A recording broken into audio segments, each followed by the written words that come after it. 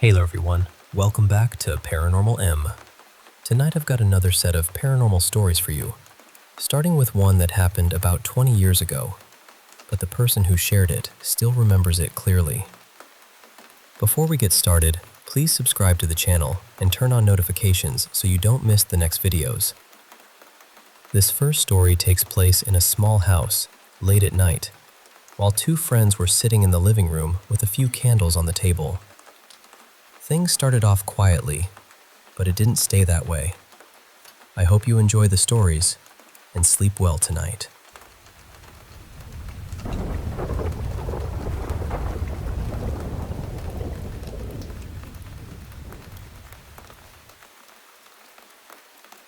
I've had a handful of strange things happen to me over the years, but this is the one I still come back to. I'm a pretty grounded person. I don't scare easily, and I've always thought that things like ghosts or spirits might just be something science hasn't quite caught up with yet. I barely drink, maybe once or twice a year, and I don't use drugs. I've worked in hospice care for a long time, nearly 16 years now, and as you can imagine, I've seen and heard some unusual things in nursing. But those are stories for another time. I'm telling you that because when people hear this story, they usually look at me like I'm exaggerating or making it up. And honestly, if someone else told it to me, I'm not sure I'd believe them either. But I was there. I saw it. I felt it. This happened years ago, when my friend Gia and I were at her house. It was a small place. When you walked through the front door, the stairs were right there in front of you, leading up to 3 little bedrooms. Off to the right was a door into the living room, and from there you could get to the kitchen and bathroom. We were sitting in the living room that night, and her little boy, who was about 3, was asleep upstairs. Now, back then, Gia and I were really interested in ghost hunting. Her house already had a reputation between us. Doors would slam on their own. Things would get knocked around in the kitchen. Once, when I was there by myself, I heard what sounded exactly like a dining chair scraping across the floor. I went to check, and the chair was sitting right in the middle of the kitchen. So that night, we decided to try something. We put 2 candles in the middle of the coffee table, then placed 8 smaller candles all around the edge. We sat across from each other and started asking questions. We said one candle could flicker for yes, and the other could flicker for no. At first, nothing much happened. Then we started talking about one of Gia's friends who had died in a car accident. As soon as we mentioned him, the yes candle flickered. Gia asked, "Is that you?" And the candle flickered again. So we kept asking questions, and the answers came through the 2 candles. Yes or no. Flicker, pause, flicker. The strange thing was that none of the other candles moved. Not one. Just those 2. I'd never seen anything like it. Then Gia asked, "Can you make the other candles flicker too?" And one by one, going around the table in order, each of the 8 smaller candles flickered. It was slow and deliberate, almost like someone was walking around the coffee table and blowing gently on each flame as they passed. That was the moment I started to feel afraid. There was no breeze. We weren't moving. The windows were closed. Nothing in that room should have caused it. Then we heard a thud upstairs. Gia got up right away to check on her son. When she came back down, she looked unsettled. She said he was still fast asleep in his crib, but several books had fallen from his shelf and landed in the middle of the floor. Right after she said that, the yes candle flickered again. She asked, "Did you do that?" And it flickered yes. That was enough for both of us. We decided we were done. We were scared by then, really scared. But before we ended it, and I honestly don't know why I did this, I asked, "Can you blow out the candle closest to me?" The flame nearest me started flickering wildly. Not the others, just that one. It looked exactly like someone was blowing on it. Then it went out. We both panicked and said out loud that we were ending the session. We started blowing out the candles, and that's when we heard another thud upstairs. Only this time, it wasn't just a thud. It sounded like heavy footsteps running quickly down the stairs. Then the handle on the closed door between the living room and the hallway started rattling. Not a tiny shake. It rattled hard for several seconds. Then it stopped. We had to open the door because Gia's son was upstairs, and we needed to make sure he was okay. But when we opened it, there was nothing there. The front door was still locked. Nobody had come in. Her son was still asleep. After that, we just sat there, shaken, trying to talk through what had happened. Then my mobile phone started ringing. This was before smartphones. My phone was sitting on top of the TV, and it was around 2 in the morning, so a call at that hour was strange enough. I picked it up and looked at the screen. The number was just zeros. 00000000000. I didn't answer it. Part of me still wishes I had. And that's my story. That's the one I can't explain. I know I can't prove it to anyone, and I know it sounds unbelievable.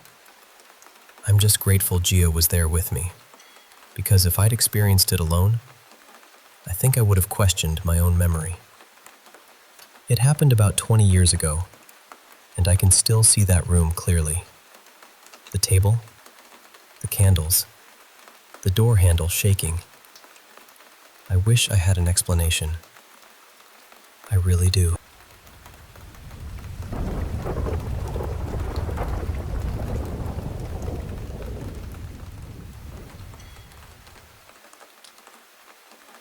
I should start by saying this didn't happen to me. It happened to my mother, many years ago, when she was still a schoolgirl. She was studying at a boarding school run by nuns. It wasn't a place for girls becoming nuns or anything like that. It was just a regular convent school, the kind where the rules were strict, the halls were quiet after lights out, and every shadow seemed to know it was being watched. Back then, she and some of the other girls used to play something called Spirit of the Glass. It was a little like a Ouija board, except instead of a planchette, they used a clear drinking glass.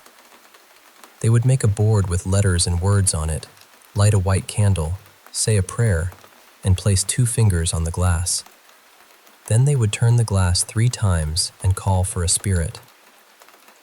There were rules, of course.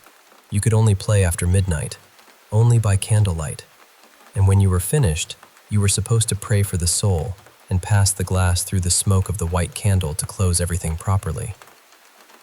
My mother was around 13 or 14 at the time, young enough to be frightened by everything, but old enough to go looking for answers when adults refused to give them. And something had happened at the school.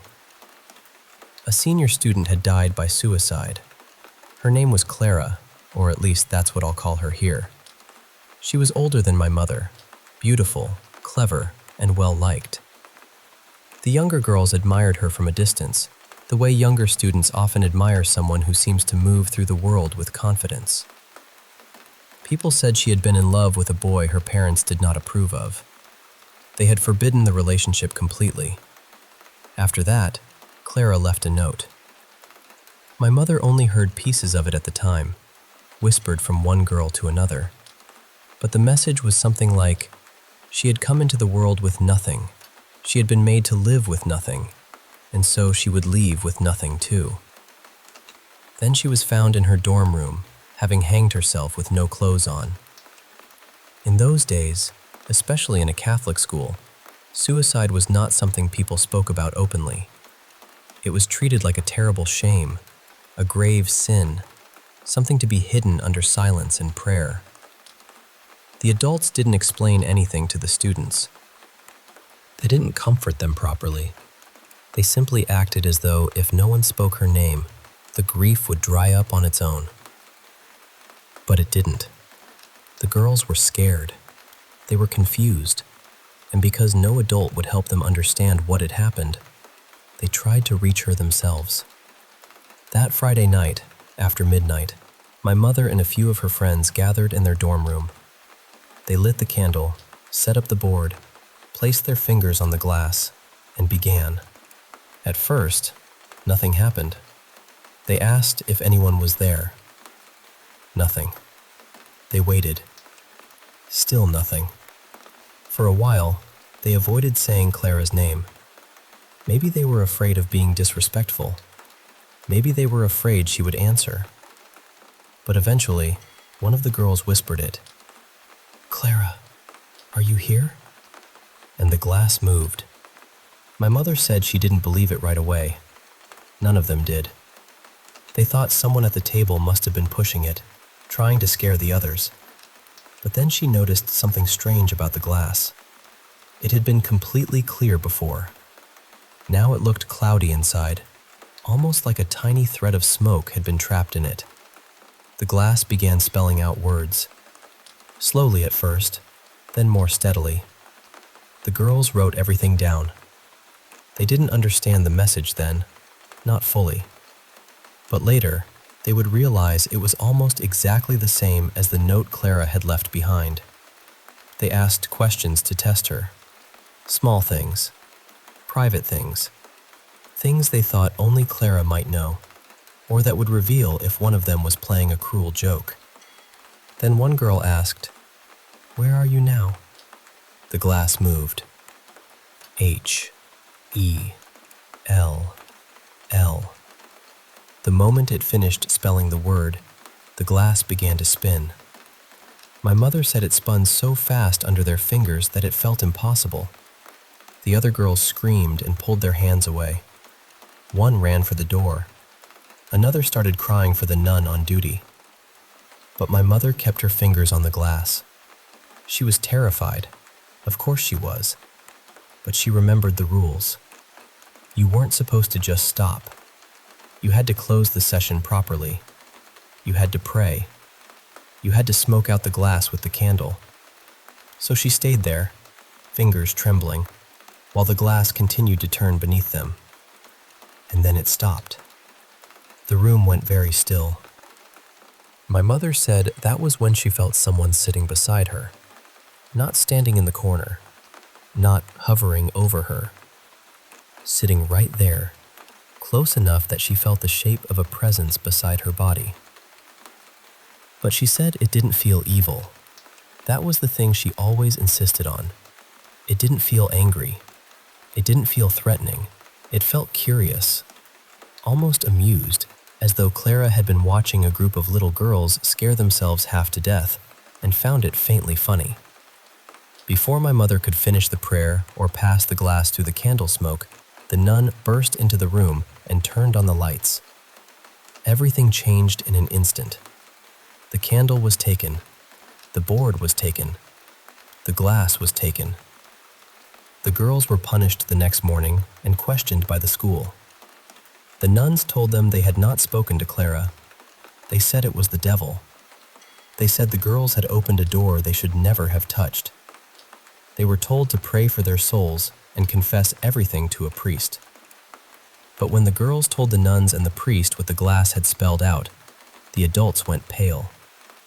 That was when my mother knew the message had been real. After that night, the dorm room changed. My mother said Clara was simply there. Not every moment, not always in a dramatic way, but present. The room felt occupied even when it was empty. The other girls felt uncomfortable, but none of them experienced what my mother did. She heard footsteps. At night, after lights out, she would hear them coming down the hallway. Slow, soft steps. They would enter the room, come toward her bed, and sometimes circle it. Most often, the footsteps stopped near her head, on the left side. She never saw anyone. That was what bothered her most. Not the feeling of Clara, because that still didn't feel cruel or dangerous. It was the sound of someone walking around her bed when no one was there. Eventually, during term break, my mother went home to her province and told her own mother what had been happening. My grandmother was the kind of woman who knew prayers, folk remedies, and old spiritual things people didn't talk about too loudly. She listened, then called a woman who knew how to close a person's ears and eyes to the spirit world. My mother said some kind of prayer or ritual was done over her. After that, when she returned to school the next term, she no longer heard the footsteps, but she could still feel Clara in the room.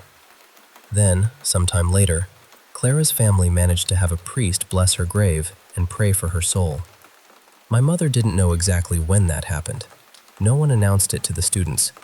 She only knew that one day, the feeling in the dorm room was gone. Not faded slowly, just gone. To this day, my mother says she never believed Clara meant to harm her. She was frightened by the footsteps, yes, especially because they came around bedtime, and Clara was believed to have died not long after lights out. But the presence itself never felt wicked to her. She always described it the same way. Light, curious, a little playful, as if Clara had never really wanted to scare them. Maybe she only wanted someone, finally, to listen.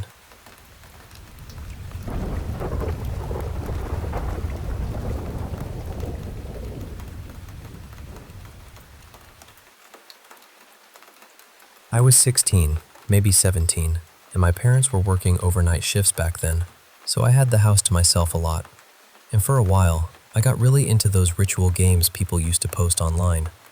One-man hide and seek, Bloody Mary, the elevator game, the bathhouse woman one, Ouija boards, the holders stuff, all of it. I tried more than I can honestly remember. Most of them did absolutely nothing. That kind of became my thing. I'd find some weird little ritual online, try it out alone, then write up what happened on paranormal boards. Usually, the answer was, nothing happened, because of course nothing happened. But there was one that got under my skin. Looking back, it was stupid. I know that.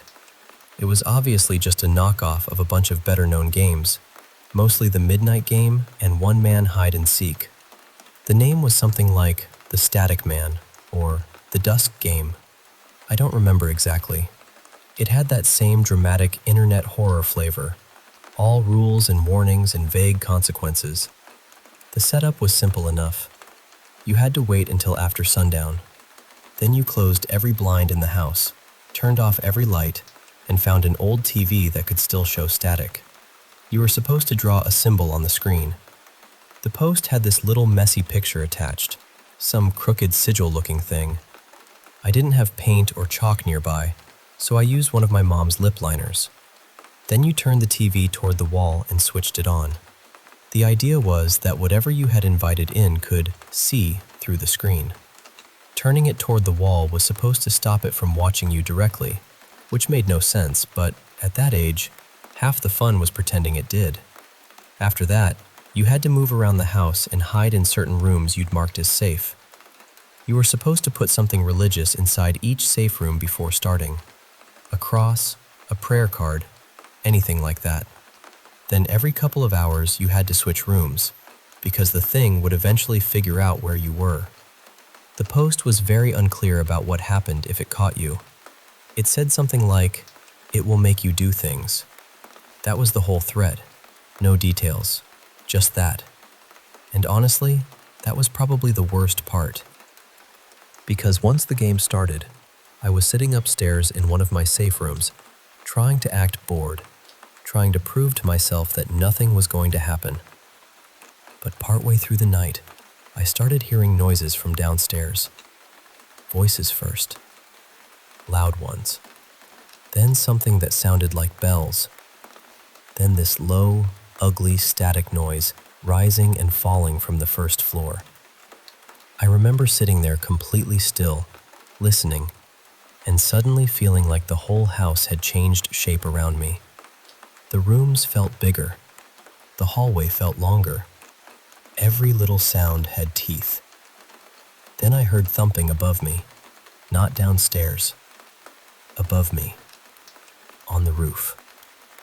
That was the moment I stopped feeling clever. I had also, very stupidly, smoked before starting the game, so my nerves were already dressed in fireworks. I stayed upstairs the rest of the night, glued to those safe rooms, barely moving, just waiting until the time was up so I could go downstairs and turn the TV off. When it was finally over, I ran down, killed the static, wiped the lipstick off the screen, and told myself I had handled it fine. I had not handled it fine. The next day, I figured out what actually happened. I'd left a window cracked open downstairs near the front door. A storm had rolled in that night. My mom had wind chimes hanging outside, and the bells I heard were almost definitely those. I lived near a college campus, and some neighbors were throwing a party, so the voices were probably just drunk people yelling over the rain. And the thumping on the roof? Hail. That was it. Wind chimes, drunk neighbors, hail, and an old TV hissing at a wall. No entity, no possession, no shadowy thing creeping from room to room. Just a dumb game, bad weather, and a teenager scaring himself half to death. I kept trying ritual games after that too. Plenty of them. Nothing ever happened again.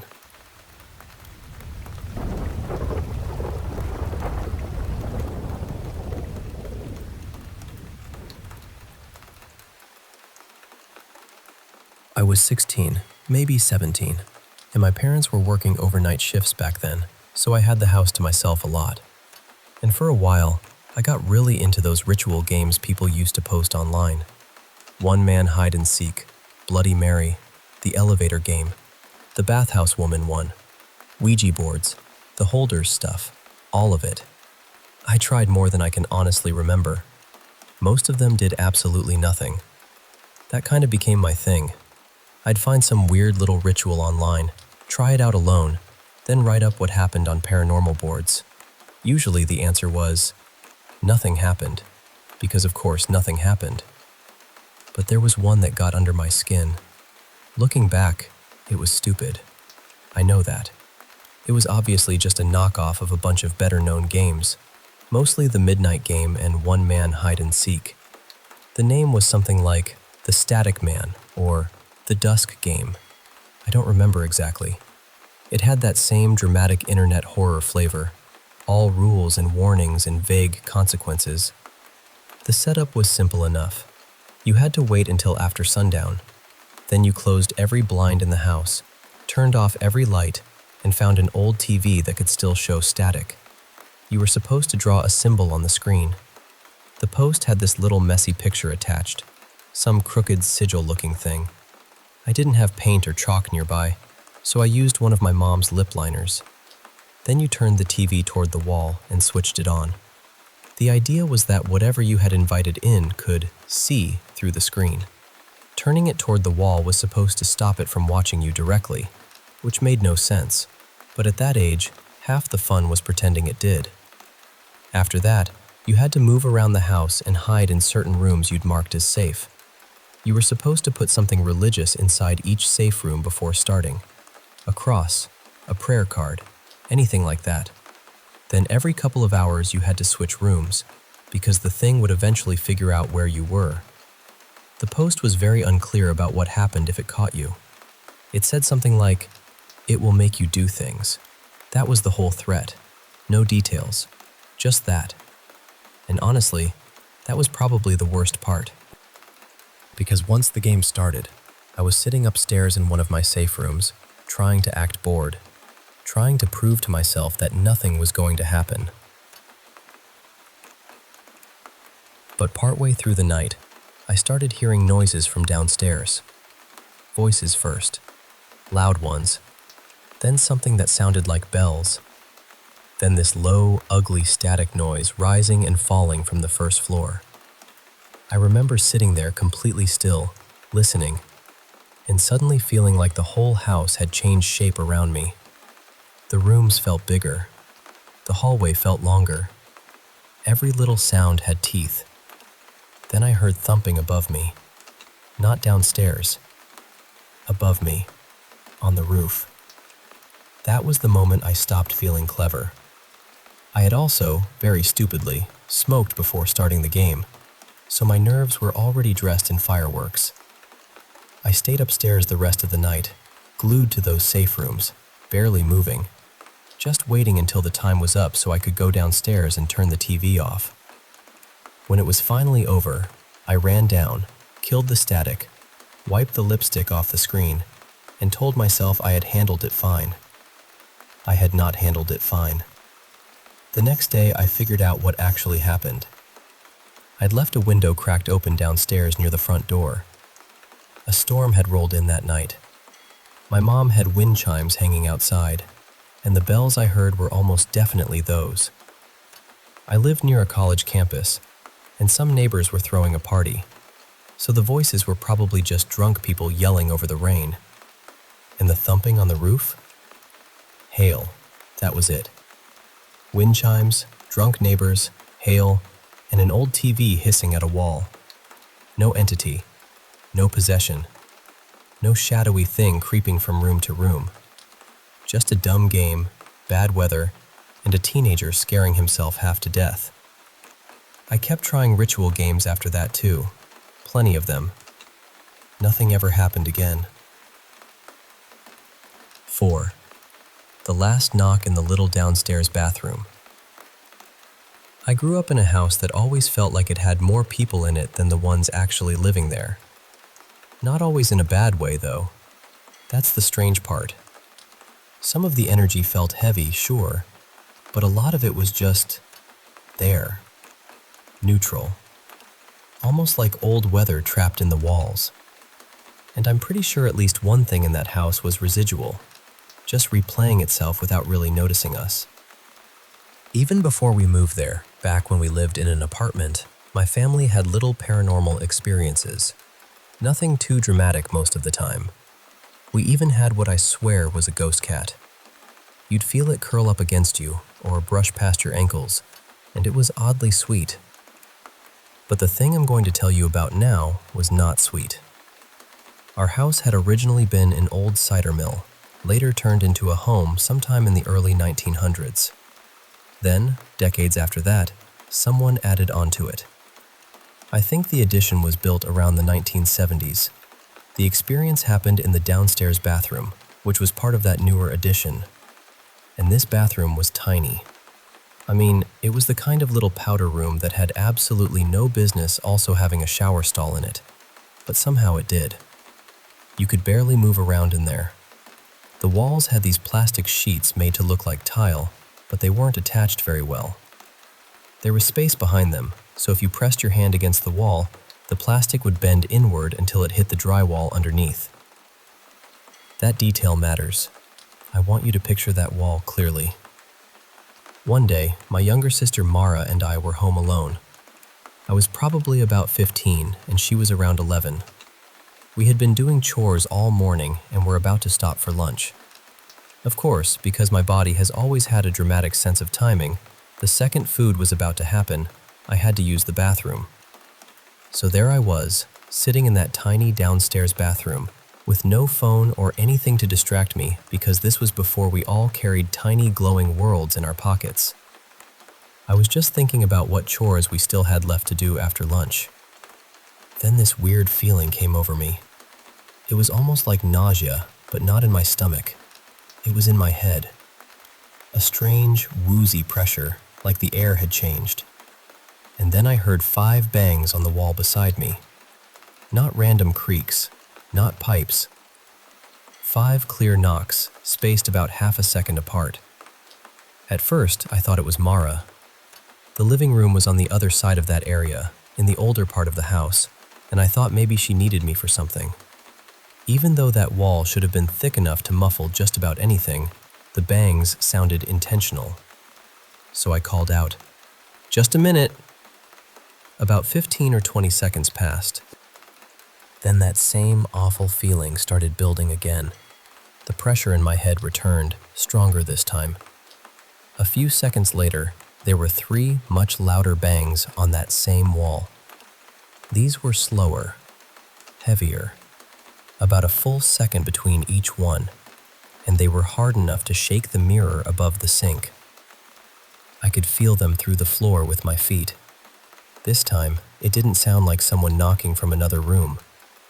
It sounded like someone was pounding directly on the drywall behind the plastic tile sheet, right next to me. I was scared, but I also tried to be practical. I told myself maybe Mara was trying to scare me. Maybe she was being annoying. So I yelled louder, "Just give me a second!" But at that point, I was already planning to get out of there as fast as possible.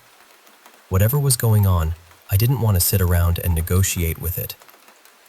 Then the feeling came a third time, and this time it was different. It rushed through me, not just in my head, but in my stomach too. It felt deep and sharp, like something predatory had suddenly noticed me and was moving fast. I actually put my arms out to brace myself against both walls, because I felt like I might pitch forward off the toilet. Then, when I moved my hands away, there was one final slam. Just one. But it was enormous.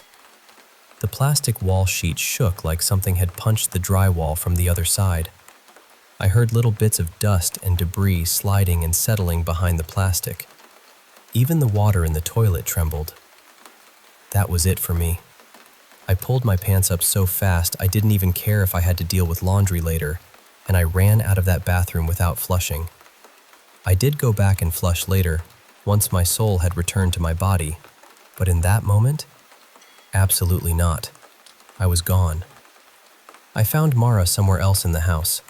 I don't remember exactly where, but she wasn't in the living room, and she definitely wasn't banging on that wall. She swore then, and still swears now, that it wasn't her. And honestly, after that final slam, I didn't really believe it could have been her anyway. I've heard people talk about Tommy knockers showing up in places other than mines, but I don't know. I'm not sure that's what this was. I don't know what it was. What I do know is that it scared me badly enough that I stopped using that downstairs bathroom completely. Thankfully, we had a bigger bathroom upstairs, a nicer one, a quieter one, and most importantly, one that never knocked back.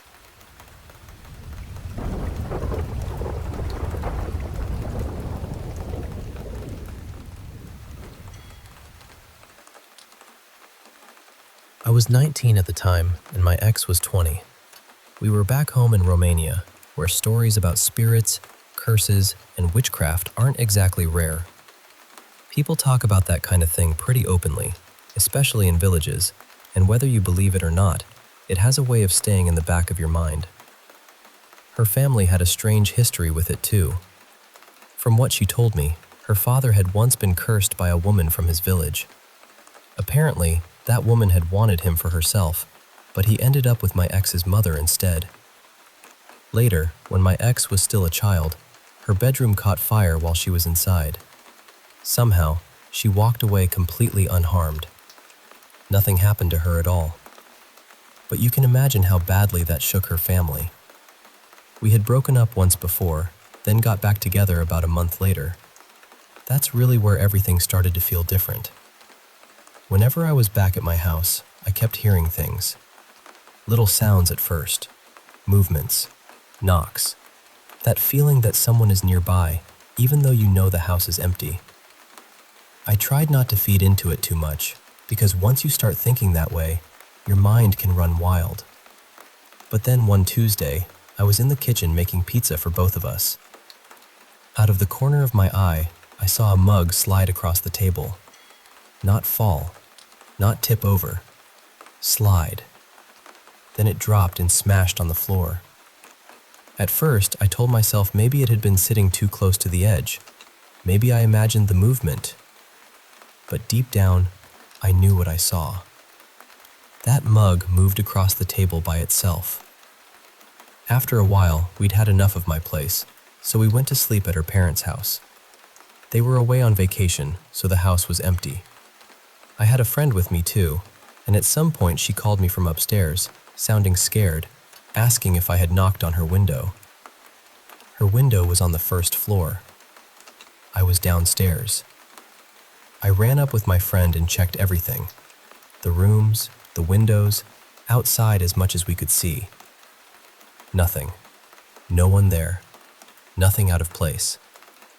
Later that same night, we went to bed upstairs. Her bedroom door had this old Romanian-style glass panel in it. It wasn't clear glass, more like a dim, frosted kind of window. You couldn't see details through it, but if someone stood behind it, you'd be able to make out their shape. It was around 4 in the morning. I was just about to fall asleep when she suddenly screamed my name. I looked up, and behind that door, I saw a bright beam of light forming out of nowhere. It was there for maybe 1 or 2 seconds, then it disappeared. I froze. My whole body went cold. Fast forward to this year. My ex and I broke up last October, and since January, I've been with my current girlfriend, who is also from Romania. I brought her to my family home, and she's always been sensitive to strange things. She can sense when something feels off. The second we walked into the house, she got chills all over her body. One night, I was asleep and she was still awake. She told me afterward that she heard something rushing up and down the stairs several times. We were alone in the house. No pets, no one else there. I wish I could say I was shocked, but honestly, part of me just thought, yeah, that sounds about right. Things like that had happened before. Then another night, we heard heavy footsteps above us coming from the attic. Not little creaks, not the normal sounds of an old house settling. These were heavy, deliberate steps. Then we heard something rush down the stairs. I jumped out of bed and chased after it, but there was nothing there. That one really scared me. Those footsteps were too loud, too solid, too real. We decided to leave for a while and drive around, just to clear our heads. Near the front door, there's this large glass painting that reflects things almost like a mirror, just darker and blurrier. Right after you enter the house, the stairs are on the left. I went to close the front door, and in the reflection of that glass, I saw 2 feet coming down the stairs. Just 2 feet. I didn't wait to see the rest. I slammed the door shut as fast as I could and got out of there. After driving around for a bit, we came back to the house. Every door was open. Every light was on. And in the bathroom, the mirror above the sink had fallen and shattered all over the floor. I remember standing there thinking, what did I do to deserve this? Later, I found out that my ex had apparently done curse work on me while we were still together. I don't know how much of that people will believe, but I know what I lived through. I spoke to a priest, and after that, things became less active. Not completely gone, but less intense. Even now, I still hear things sometimes. I also found old belongings from my ex in my house, things I thought I had already thrown away. And once, on a plate, I found a ring of salt, the kind people use in certain rituals or curses. I have more stories, honestly, but this is one of the ones that still follows me.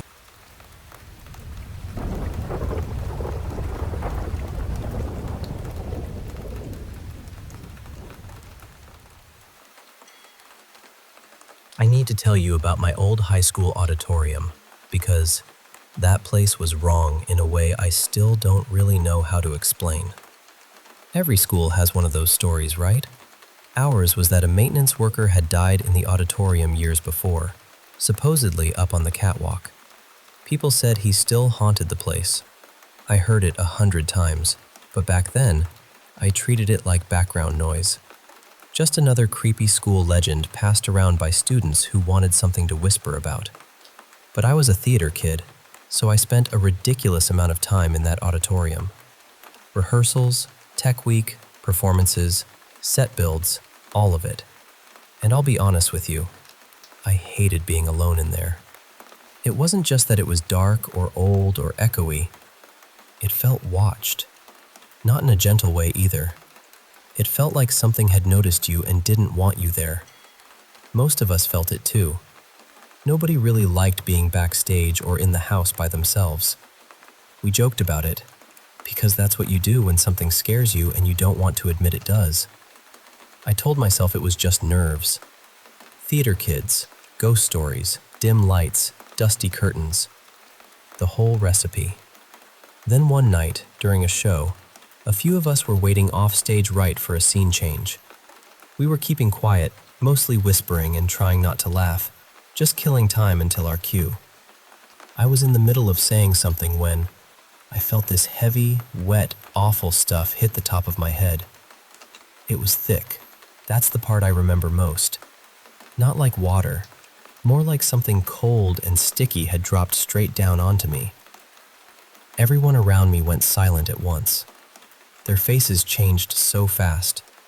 One second they were smiling, and the next they were just staring at me, pale and frozen. I reached up because I could feel it running through my hair, down the side of my head, and I remember thinking, what just fell on me? But as I touched it, the feeling started to fade. Not dry, not wipe away. Fade. Within a few seconds, it was like there had never been anything there. My hair didn't feel wet anymore. My hand came away completely clean. I looked at my palm, then at my friends, and asked them what had hit me. Nobody had an answer. They had seen something land on me. They had seen me react. They had seen it start to drip. But before anyone could really understand what it was just gone. A few minutes later, 2 people from the cast came down from the catwalk on the far side of the stage. They looked shaken. They asked if we were okay. When we asked why, they said they had seen a dark shape standing above the spot where we'd been waiting.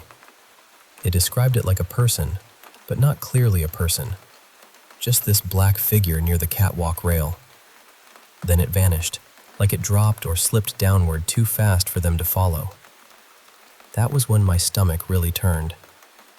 Later on, I looked into the old story, mostly because I wanted to prove to myself it was nonsense. But it wasn't. Someone really had died in that auditorium years earlier. And yes, he had hanged himself from the same catwalk I had been standing under that night. I still don't know what hit me. I don't know if it was some kind of condensation or dust or something normal that happened in the weirdest possible way. But I know what it felt like. I know what my friends saw. And I know that whatever it was disappeared from my hair and my hand like it had never been real in the first place. It has been almost 20 years, and I still think about that auditorium sometimes. I can still picture the curtains, the wings, the empty seats, and that awful feeling of being watched from somewhere above. And the worst part is, that isn't even my only strange story. There was another time, years later, when I helped a friend deal with something that seemed attached to her. I don't even like saying that out loud because it sounds absurd. I want to be the kind of person who says I don't believe in ghosts. But then I remember the catwalk, and I remember the thing that fell on me. And suddenly I'm not so sure.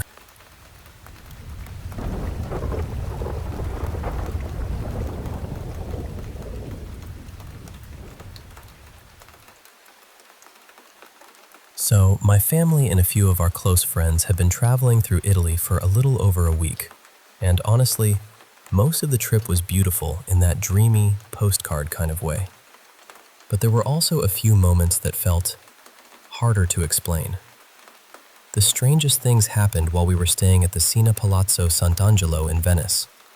It's right on the Grand Canal, and our room looked out toward a quiet little garden area in the back. I tried looking up the history of the building afterward, but I couldn't find much, which somehow made the whole thing feel even more curious. I should say first, my family has had paranormal experiences for years. Not once or twice. A lot. So while these things still scare us, they don't feel completely unfamiliar. It's more like, all right, here we go again.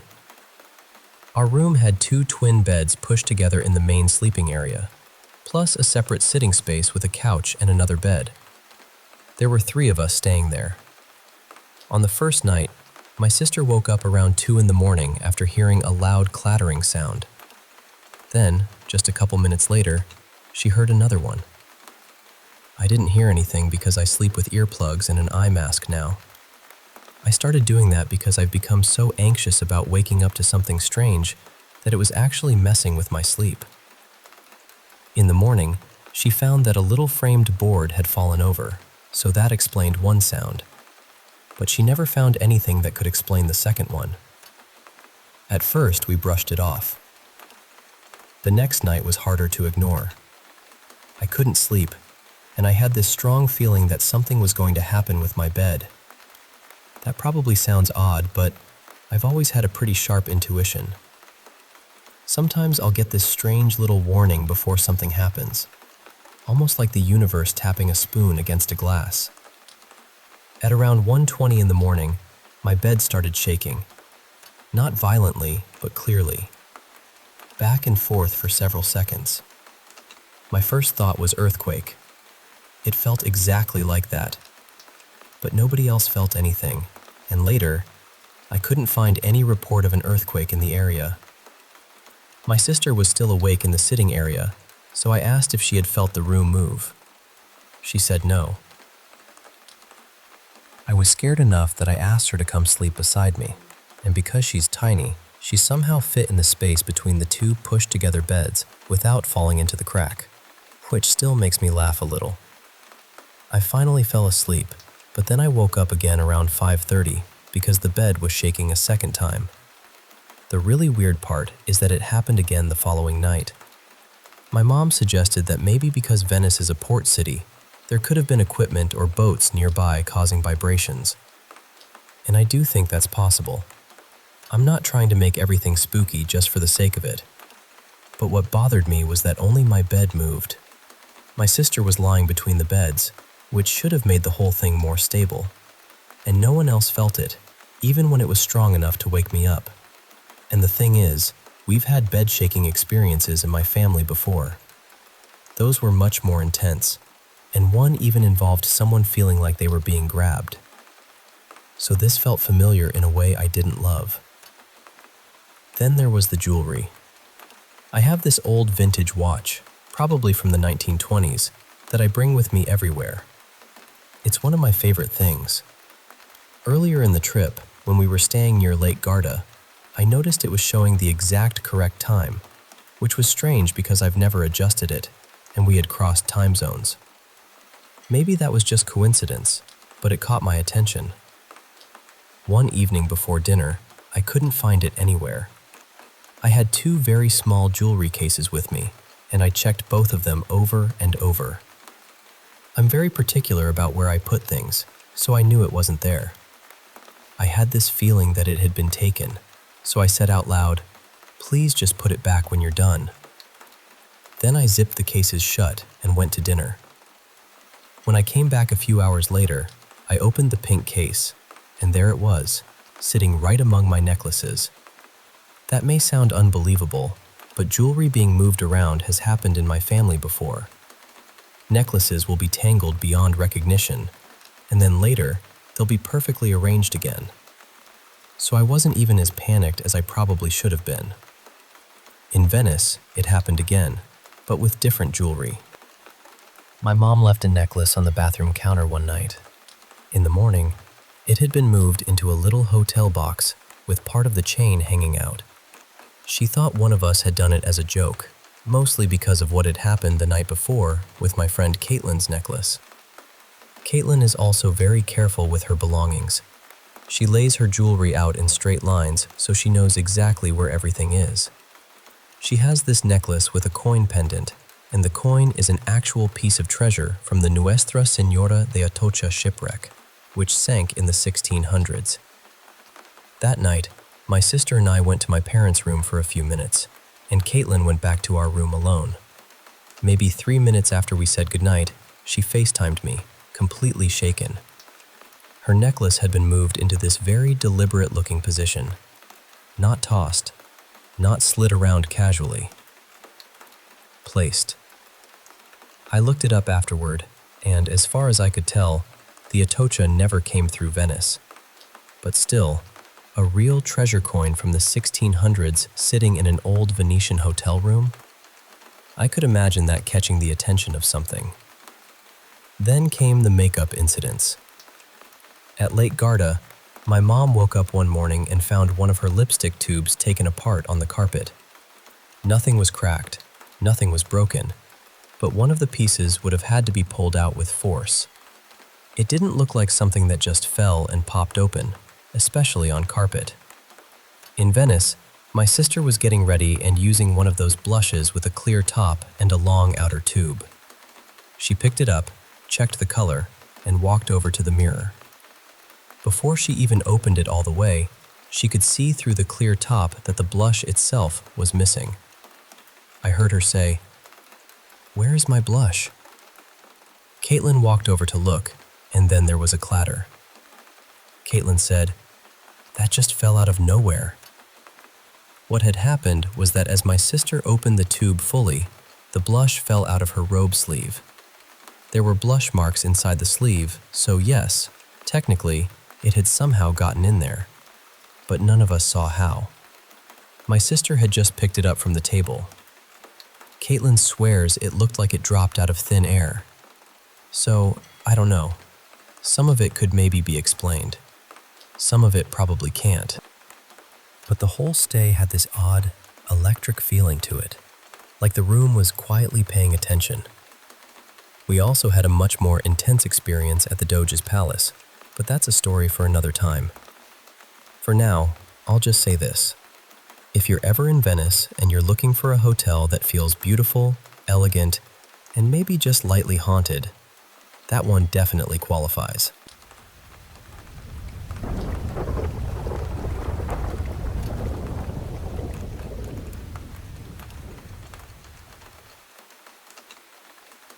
Hey, let me tell you about this one time back in high school, early 90s. I was doing all sorts of odd jobs, not your typical fast food gigs like my buddies, but stuff like working at an auto shop, helping out with flooring, and even some construction and demolition. I always liked working with my hands, and honestly, I made more money doing that than my friends did flipping burgers after school. One weekend, I got dropped off at this empty old house for a demolition job. Usually, we worked on commercial places at night, bars, restaurants, that kind of thing. But this was different. It was a Saturday morning job, and it was a house out in the middle of nowhere.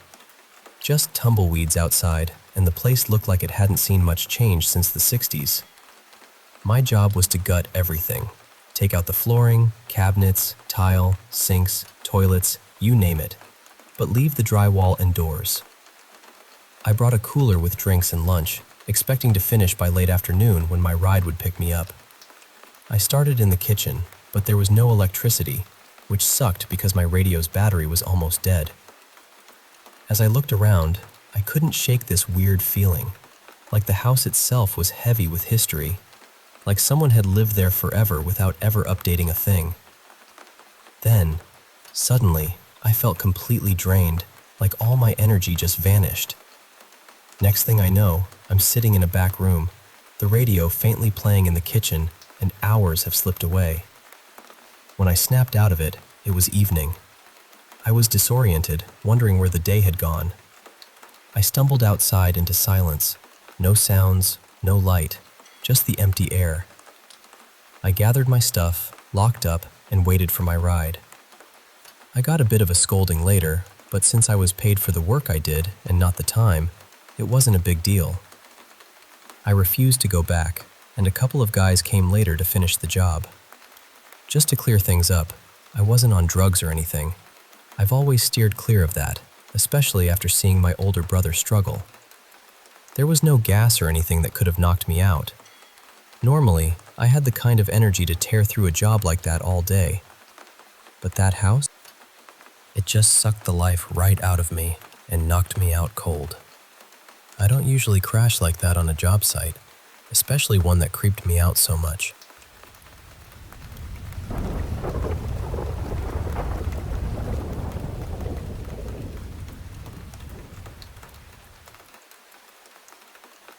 I must have been about 9 or 10 when this happened.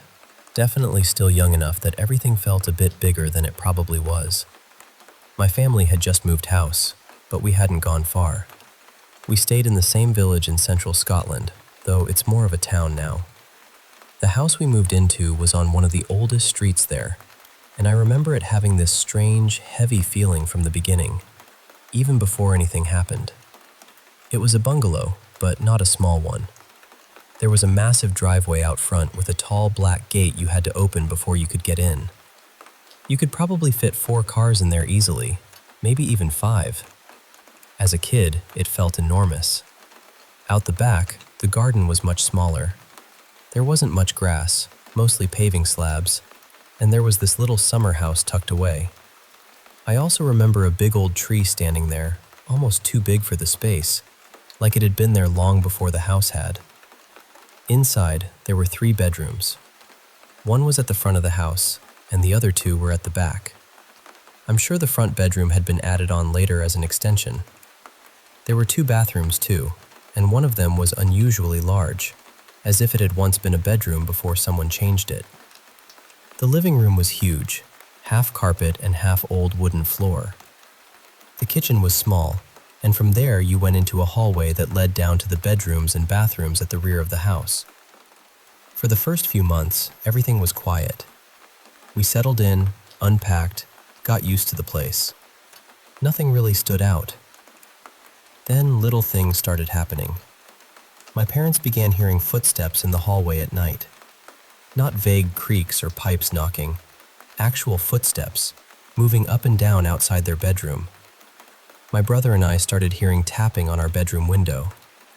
We would look out straight away, but there was never anyone there. Then we began hearing the television in the living room turning on by itself. The bedrooms were quite far from the living room, but we could hear it clearly, loud too, almost full volume. Every time someone went to check, the room was empty. The room at the front of the house became what we called the games room. That was where we kept our toys and consoles. But that room was always freezing. Not just a little chilly, properly cold. No matter what anyone did, we could never get heat into it. My parents had heating engineers come out more than once, but nobody could fix it. In the end, we had to use electric fan heaters whenever we wanted to spend time in there. Because everyone in the house had experienced something, my parents eventually told us the truth. The previous owners, who had moved away to South Africa, had warned them that strange things happened in the house. They had even had the place blessed because they couldn't cope with it anymore. Later on, we did a bit of digging and found out that the street had supposedly been built over the site of an old monastery, where monks had lived centuries before. I've always wondered whether the extensions and renovations disturbed something that had been quiet for years. Of course, whether you believe that or not is entirely up to you.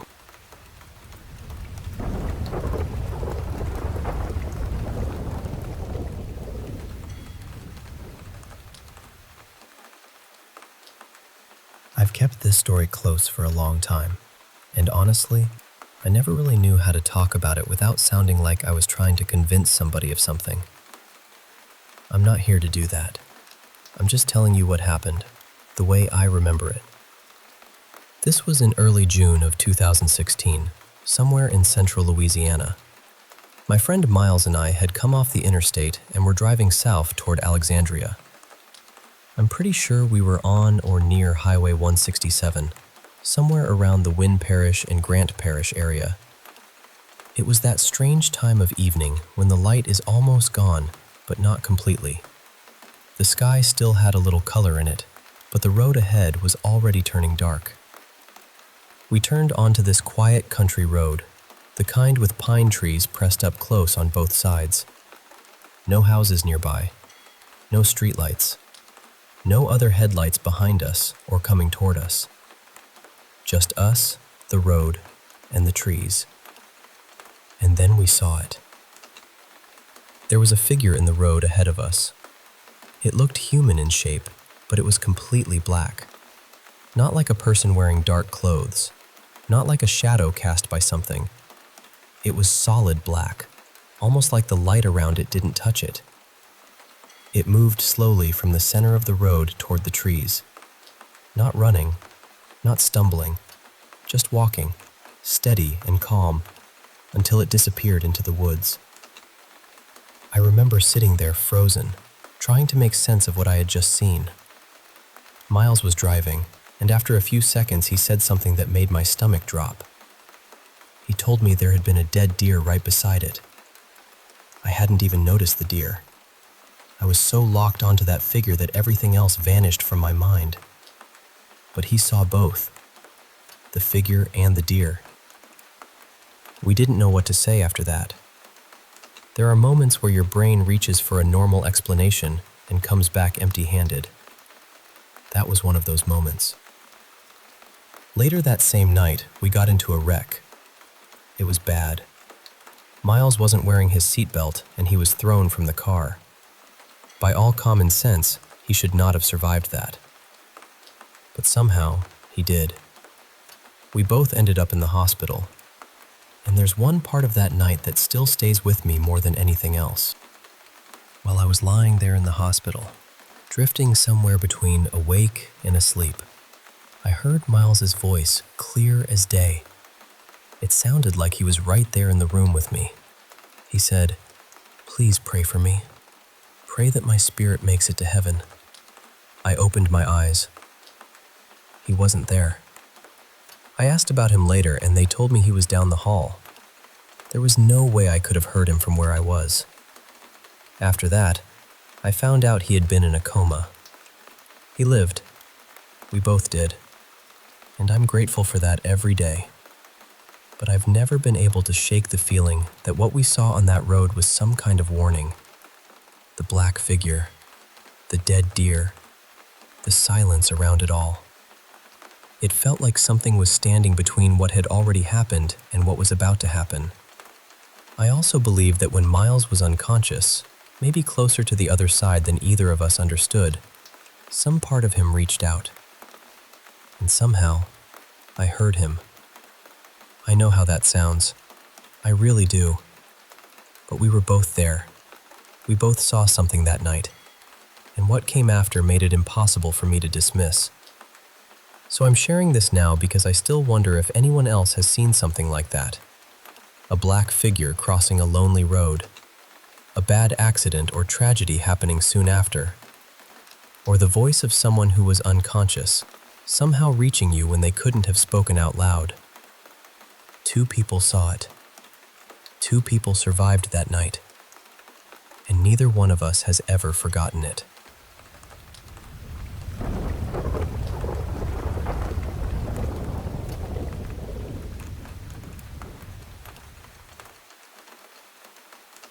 Hey, I want to share this weird thing that happened when I was home alone recently. So I decided to take a day off work to catch up on some chores around the house. One of the errands was swapping out our old cable gear and DSL router for new ones, and then setting everything up. Now, my house is a bit of a mix. The upstairs is the original part, built way back in the early 1950s with those creaky wooden floors. Then there's the downstairs, which is a newer addition from around the early 2000s, built on concrete with carpet. The difference matters because you can really hear footsteps upstairs, like someone walking around in shoes, but downstairs it's muffled and quiet because of the carpet and concrete foundation. So it was early afternoon, and I was down in the far corner of the downstairs part, lying on the floor trying to figure out the cables to install the new router. Suddenly I heard this loud running noise coming from upstairs, the older part of the house. It was so clear, like someone was sprinting across the wooden floors. But here's the thing, no one else was home. My wife was at work, my son was at school, and every door and window has sensors that chime if they open or close, and I didn't hear any chimes. I jumped up and tried to listen carefully, then went upstairs to check every room, bedrooms, kitchen, bathrooms, even checked the front door, which was locked tight. There was no way anyone could have gotten in or out without me hearing it.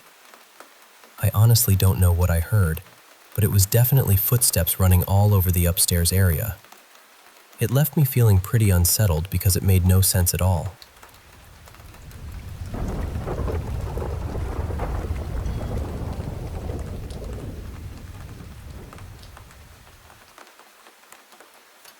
I was around 6 years old when my family moved away from the city and settled in this very remote little town tucked into the hills. It was the kind of place where everything felt older than it looked. The whole area had once been coal country, with mining camps scattered all over it back in the early and mid-1900s. A lot of the houses still standing there had been around for a long, long time, and honestly, I always had this feeling that some of them carried more history than anyone wanted to talk about. The house we moved into was beautiful though, truly. The house itself had so much character, and the land around it was quiet and green and peaceful. At first, I loved it. It felt like an adventure, almost like we had stepped into another time. But then one night, I remember lying in bed and feeling wrong. Not sick exactly, just deeply uneasy. It felt like I was being watched. I looked toward the hallway, and that was when I saw it.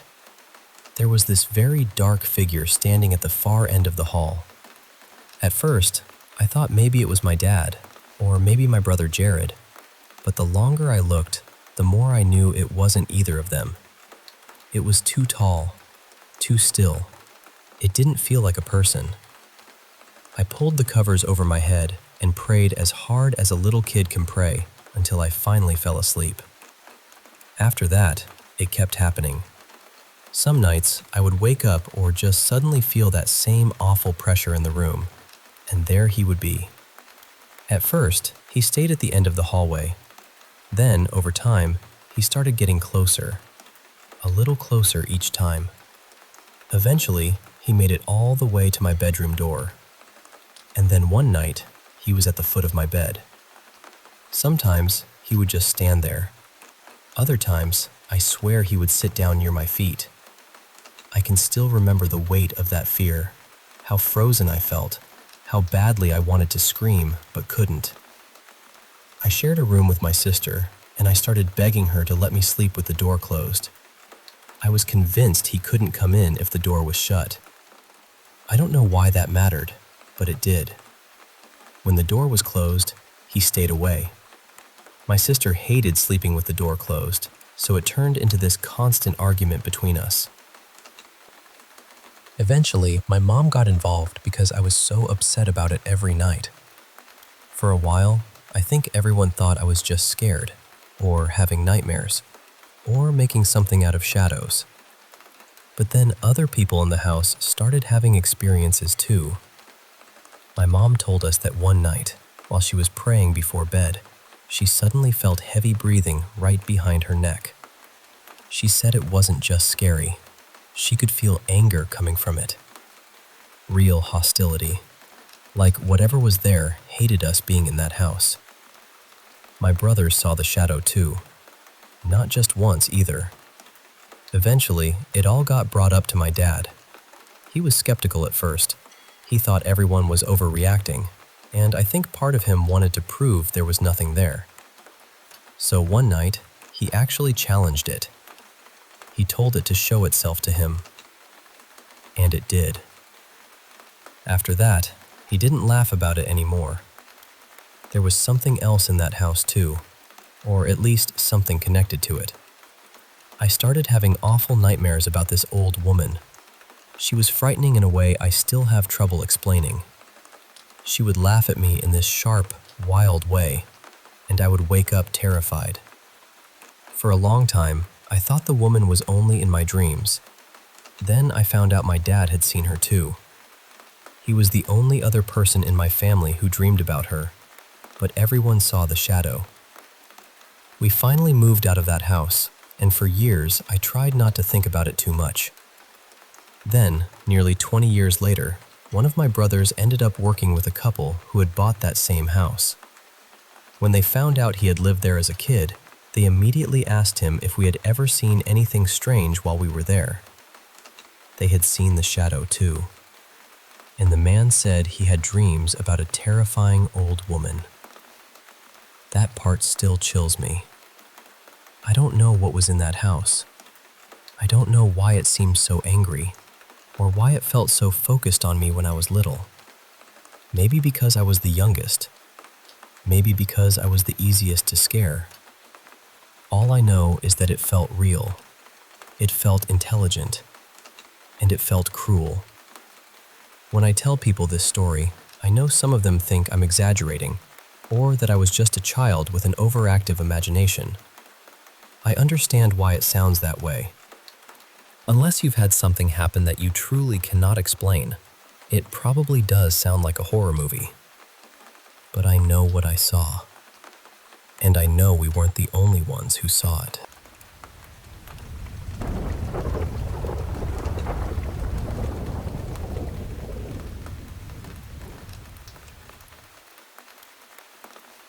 Hey, I want to share a story from when I was a kid that still gives me chills to this day. It's about something I saw in an old, mostly abandoned high-rise building where my friend and I used to hang out. This happened nearly 2 decades ago, back when I was about 10 years old, living in southern China. My friend, let's call him Leo, lived in this gray, run-down tower that was half empty and honestly pretty spooky. Most floors were dark and deserted, with peeling paint and a damp, musty smell, kind of like mold and old paint mixed together. The only light came from a small opening at the top floor, casting a faint glow down the stairwells and hallways. Leo's apartment was near the top, maybe the 20th floor, and we'd usually take the elevator because climbing the stairs was exhausting and, frankly, creepy. One evening, after playing video games, Leo suggested we watch this new Pokemon movie, something with Latias and Latios, if I remember correctly. We went down to grab a copy from a street vendor that sold pirated DVDs, since that was the norm back then. On our way back, the sky was getting dark, and as we stepped into the elevator, Leo mentioned how the elevator had been acting weird lately. It made creaking noises, sometimes ignoring the button presses, and just generally felt sluggish. And then, halfway up, it just stopped. The lights went out, and we were plunged into darkness, stuck inside this tiny metal box. No cell phones back then, so we just yelled for help, hoping someone would hear us. Then Leo suddenly tapped my shoulder and pointed up. I looked through the vent above us into the elevator shaft, and there it was. This thing. It looked like a strange mix between a mandrill and an old woman. It had sharp, intimidating eyes, a bald head with some scraggly hair on the sides, a long nose, and these eerie stripes under its eyes. It just stared down at us silently, like it was watching us, hunting us.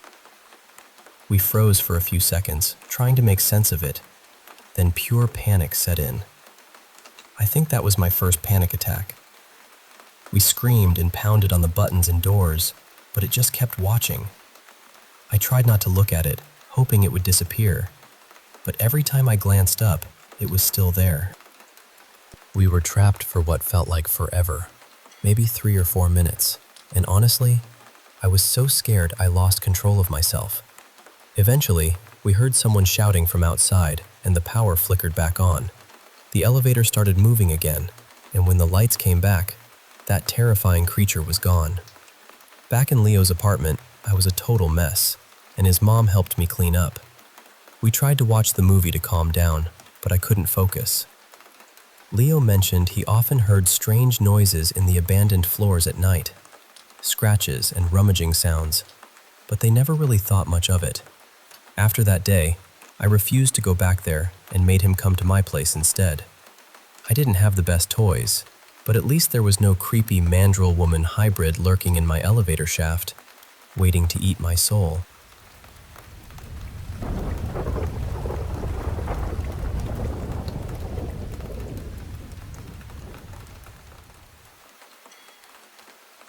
Hey, I want to share a little story from when I was really young, like around 3 or 4 years old. Back then, I lived in this cozy double-wide trailer on a small piece of land on Vancouver Island, Canada.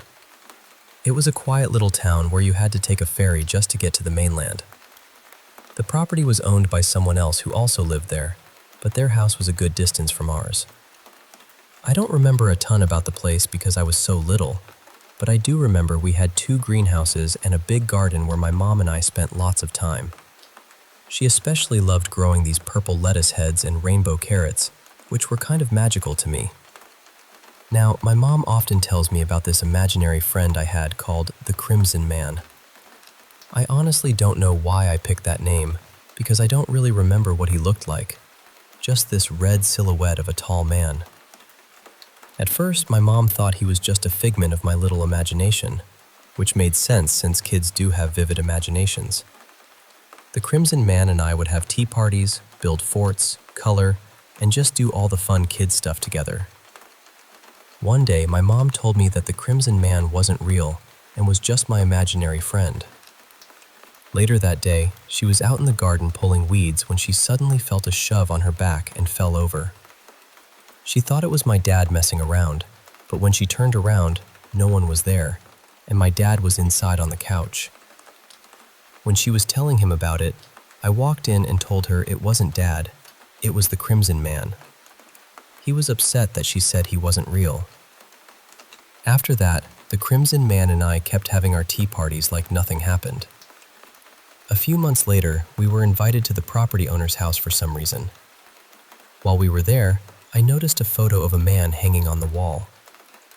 I stopped and pointed at it, saying, "Mommy, that's the Crimson Man." She asked why, and I just repeated that it was him. Years later, my mom told me that the man in the photo was actually the owner's brother, who used to live in our double wide before we moved in. He died in a plane crash a year before we arrived. So, in a way, my friend wasn't just imaginary after all.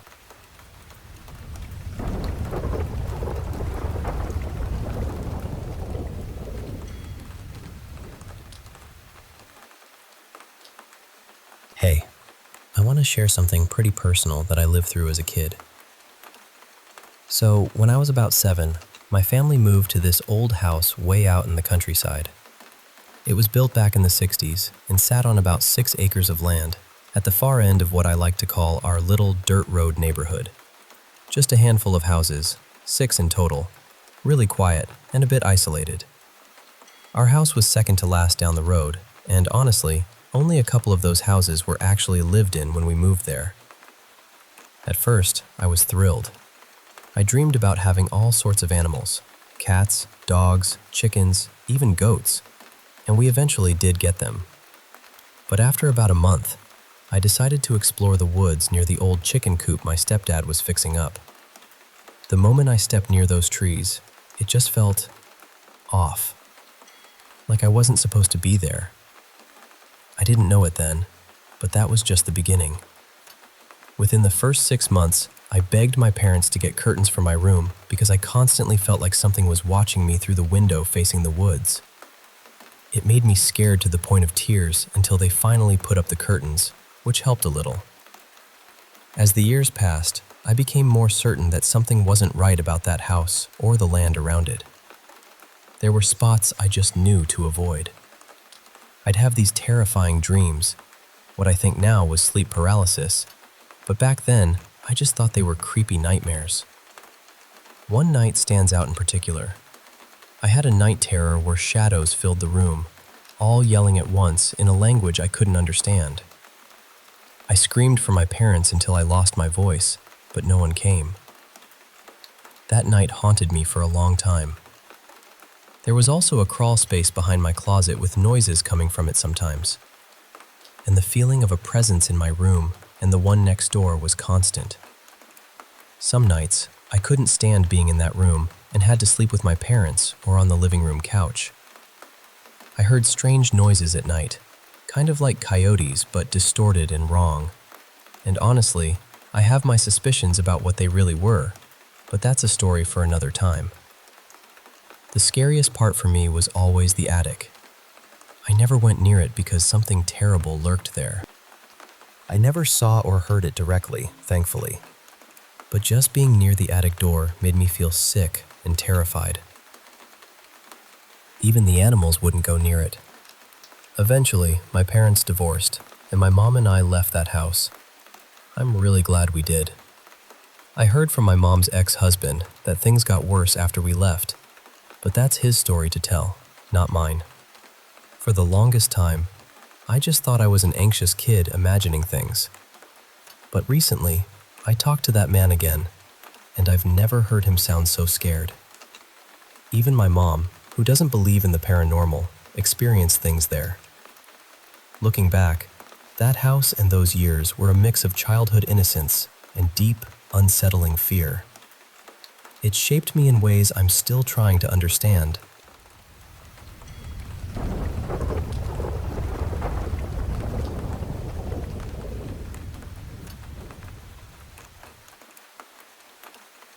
I want to start by saying that, until this happened, I really didn't believe in anything paranormal. A little while ago, I made a post about how my coworkers always called our workplace haunted, and how I was apparently the only person there who had never seen or heard anything strange.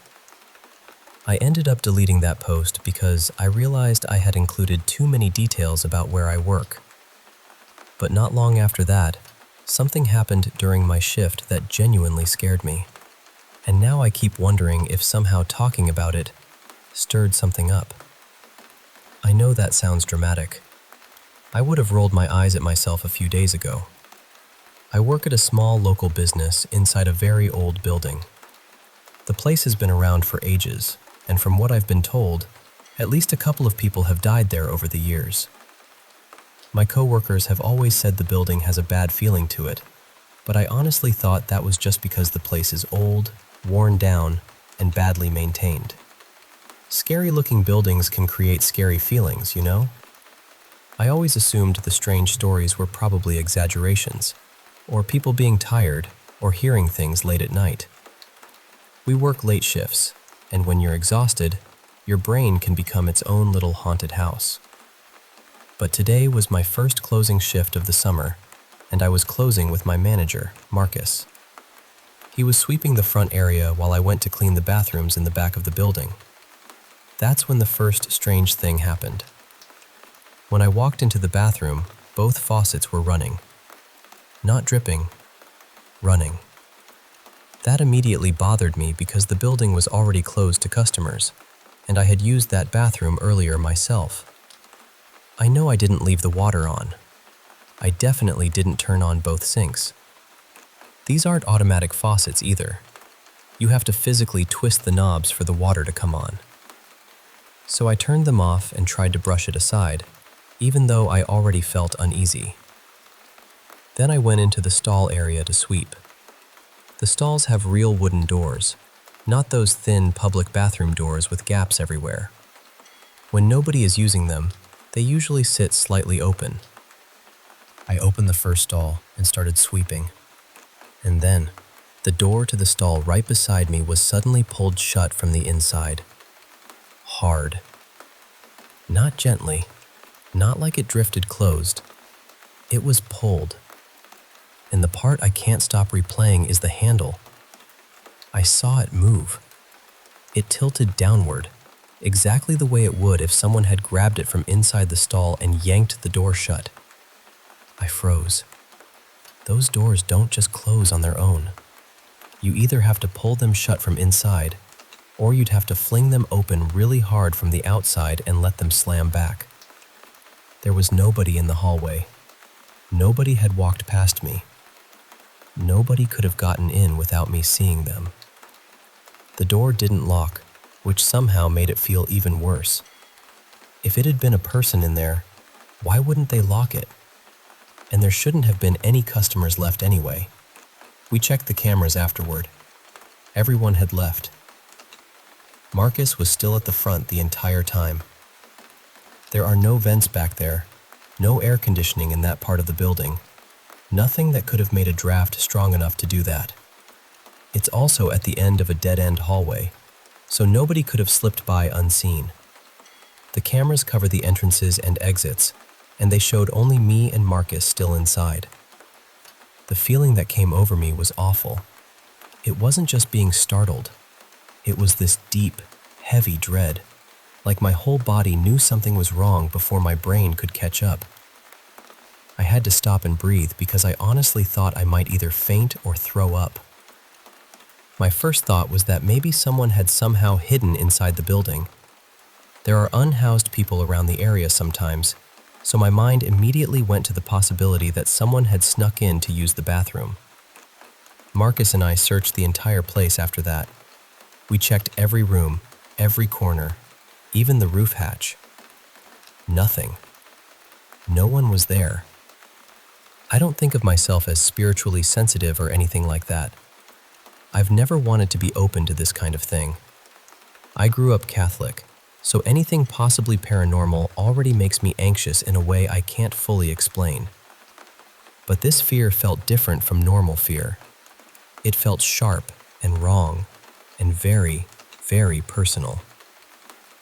Now I feel completely unsettled. I don't want to interact with ghosts.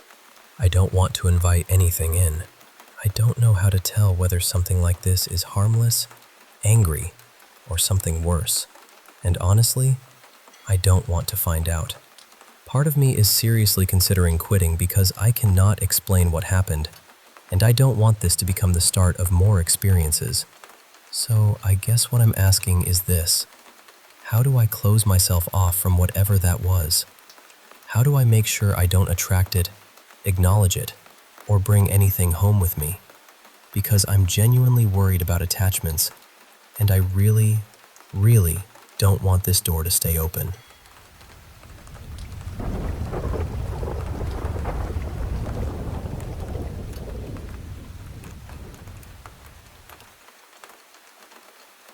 When I was little, probably from about 3 until I was 10, I lived in this small 2-bedroom apartment with my parents and my younger brother. And I have memories from back then that I would call paranormal. But honestly, when it comes to the really early stuff, I can't say for sure if it was real, or if it was just my imagination, or maybe dreams that felt too vivid. But the things that happened when I was around 8 to 10 years old, those, I know, were real. I was awake. I remember them clearly. The scariest thing happened when I was in 3rd grade. I must have been around 8.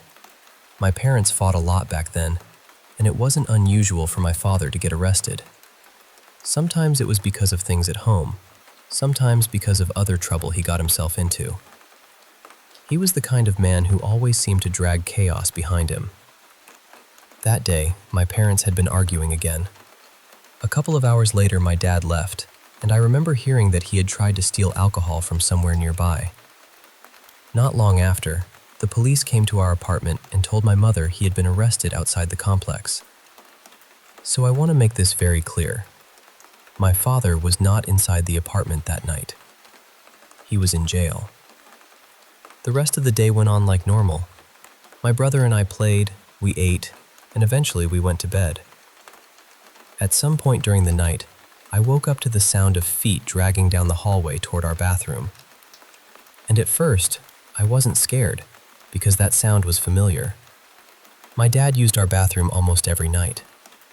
My mom was very particular about her own space, so he usually came through the hall and used the bathroom near our room. I heard the slow, dragging footsteps. Then I heard the bathroom door open. Out of the corner of my eye, I saw what looked like the bathroom light turning on. Then the door closed, and I heard the sound of someone using the toilet. I rolled over and looked toward my brother's bed. He was asleep. And then it hit me. My dad wasn't home. He couldn't be in that bathroom. At first, I tried to explain it away. I thought maybe my mom had come down the hall and used our bathroom for some reason. So I slowly sat up and looked toward the hallway. But the bathroom light wasn't on. The door was closed. And this awful feeling came over me, like my whole body knew something was wrong before my mind could catch up. Then, the bathroom door opened. What came out didn't look like a normal person. It was just this black shape, almost like a person, but without arms or feet. Its head wasn't facing me at first. It stepped out, or moved out, whatever you want to call it, and then I saw its head begin to turn in my direction. That was enough for me. I threw the blanket over my head, squeezed my eyes shut, and tried to stay as still as possible. I wanted to wake my brother up, but I was too scared to even turn toward him. I just lay there, facing the wall, hoping whatever it was would go away. Then I heard tapping. It was coming from my headboard, just slow little taps behind me. I started praying under the covers. I didn't move. I didn't look. I just kept praying until the tapping finally stopped. The second it went quiet, I jumped out of bed and ran to my brother. I woke him up and made him help me build a little fort on the floor, because there was no way I was sleeping in that bed again that night. I know some people might say it was sleep paralysis, but I really don't believe that. I could move. I was aware. I was awake the whole time.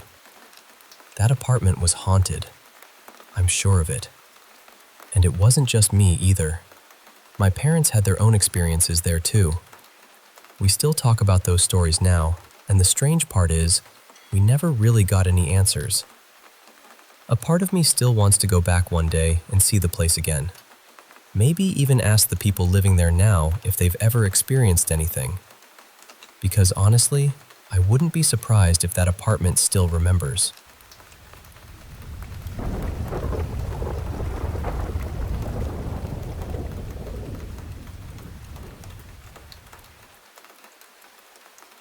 Hey, I want to share something really personal with you about the strange and unsettling experiences I've had over the years. It all started back when I was living in this old farmhouse with my family. My parents, my younger brother, and I, we all saw and felt things that just didn't make sense. My dad was working those tough, rotating shifts as a new cop, so my mom was often alone with us kids at night. At first, it was small stuff. Picture frames swinging like someone brushed past them, lights flickering on and off, footsteps upstairs when no one was supposed to be there, and even our dog getting trapped in rooms for no reason. One night, when my little brother Benny was about 3, we had a truly scary moment. Mom and I were watching TV when we heard whispering through his baby monitor, followed by a loud shriek and banging. We rushed to his room and found the rocking chair rocking by an open window, the door wide open, and the lights on. But Benny was fast asleep, completely unaware. Mom looked terrified, and honestly, I was shaken too. After that, I started having terrible night terrors, waking up screaming and sleepwalking while talking to someone named Sally in my closet. My parents even saw objects move around me and heard voices talking back to me, in a voice that wasn't mine. The scariest was the day we came back from groceries. It was winter, fresh snow everywhere, and we'd been out for about an hour, enough snow to cover our footprints. Dad had locked everything up tight, including windows that were even nailed and painted shut. But when we got home, every window was wide open, music blaring from the stereo, the front door off its hinges, and all the lights on. Dad checked carefully. No footprints anywhere, no signs of anyone ever being inside. Some windows had been ripped open, splintering the wood so badly, we all agreed no human could have done that. That was the last straw. We moved. But I always felt like whatever was there followed me through the next 5 homes. Our next place was a tiny city home. Nothing too scary at first, just lights clicking, the dog barking at empty corners, and Dad's keys mysteriously ending up in the crawl space beneath the house, a place I was terrified of. But after a few years, when Mom got really sick, the activity got worse. Pictures smashed, scratches on the crawl space door, shadow figures lurking just at the edges of our vision. One time, while I was in the bath, I felt a hand push me under the water. Dad came rushing in and swears he saw a ghostly hand holding me down. After my brother was pushed down the stairs, we moved again. Then came the house my parents bought without ever seeing it first. A big 5-level place with 2 basements. I only lived there for 3 years, but it was intense. One time, I was home alone with my dog Charlie. I heard him growling and snarling like I'd never heard before. I called my dad, begging him to come home because I thought someone was inside. He told me to run to the neighbors, but I had to dash past the basement first. That's when I saw a shadowy figure standing in front of Charlie. Both of us ran out to safety. Dad came with his gun. No one was there. A few days later, I moved out for university, and since then, my parents haven't had any strange experiences. In college, I lived in a shared apartment with 4 roommates. We all experienced weird things: voices in the vents, alarms going off at 3 a.m. even when unplugged, shadows moving through the house. One roommate's boyfriend ran out scared and never came back.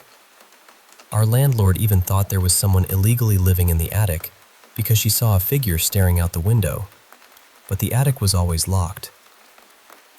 The worst was when all 5 of us heard laughter from the vents. The fridge door flew open, and the kettle switched on all at once. We didn't sleep inside that night. Later, I moved into my own apartments. The first one was okay, just lights flickering and noises. Then I found black mold and had to move to another unit. Now in this new place, I feel a constant heaviness, like something mean is watching me, wanting me to fail. During Zoom calls, coworkers ask who else is there because they see someone walking behind me. Clients hear voices I don't hear. My boyfriend has caught me talking to someone in my sleep. One night, while I was cooking, a disembodied voice yelled at him to, "Get out!" and a plant was thrown at his head. He refuses to stay at my place and tries to limit the time I spend at his. After a friend cleansed my apartment, things calmed for a few days. But then, I heard scratching from the kitchen wall leading to my closet. I checked. Nothing there. The scratching got louder, and one night, I felt something crawling up my bed. I saw imprints left behind, freaked out, and slept on the couch. My coworkers and clients still report seeing and hearing things during calls. The final straw was when I stayed at my boyfriend's. Around 3 a.m., he sat up talking to something in the hallway, telling it to leave, saying, "He's here for you." When I asked in the morning, he said it was just a dream, but I know better. So here I am, sharing this with you because I feel like something is attached to me, something I can't shake. It's been with me through every move, every home, every moment. And honestly, I don't know what to do next, but I'm hoping sharing this helps me feel less alone.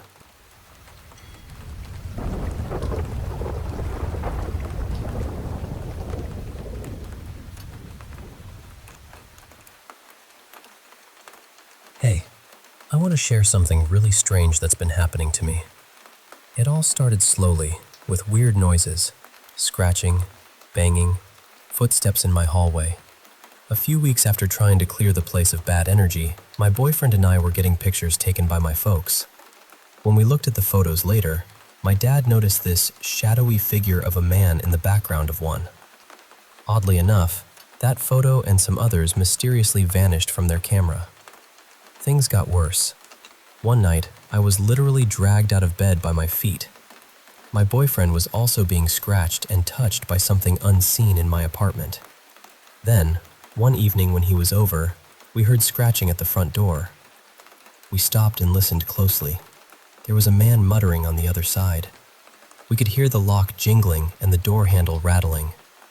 My boyfriend peeked through the peephole and saw this scruffy, homeless-looking guy fiddling with the lock. We called the police because he had a knife and a screwdriver. But when the cops arrived, the man was gone.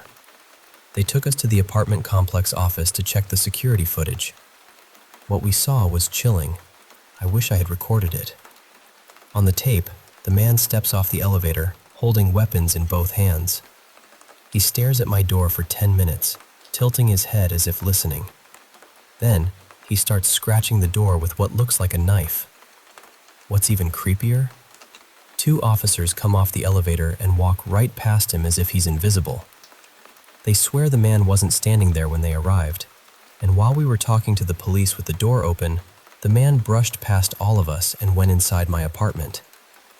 None of us saw him standing there or entering. The footage clearly shows him, but we saw nothing. After that, both the cops and my boyfriend were terrified. The police called backup to search the building and checked my apartment but found nothing. The only proof was the video and the scratches on my door. The cops just told me to move out. I've never seen scared officers like that before, and I hope I never do again.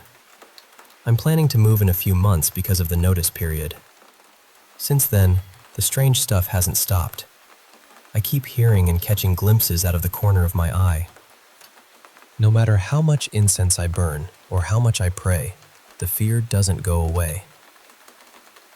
My lights blow out every day. Devices glitch and make weird sounds, and neighbors say they hear me screaming even when I'm not home. I've started working from the office again, and guess what? Weird things happen there too. My coworker and I were on a conference call with management when the weirdest thing happened. We heard noises. The tea kettle kept turning on and off by itself. Lights flickered, and the managers kept asking who else was with us. They were upset because only 2 people are allowed in the office due to COVID rules. We insisted there was no one else there, not even a janitor. One of the managers even got a picture showing a tall man standing behind us.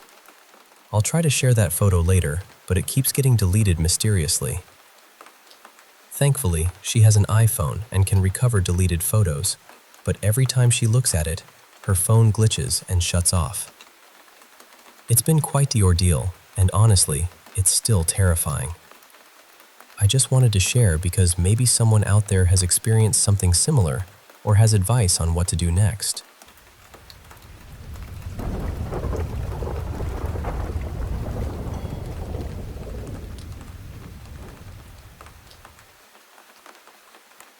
My girlfriend and I used to have this little routine where we drive up to the Donner Ridge pullout, maybe 25 or 30 minutes north of Truckee, park there, and just wander straight into the woods.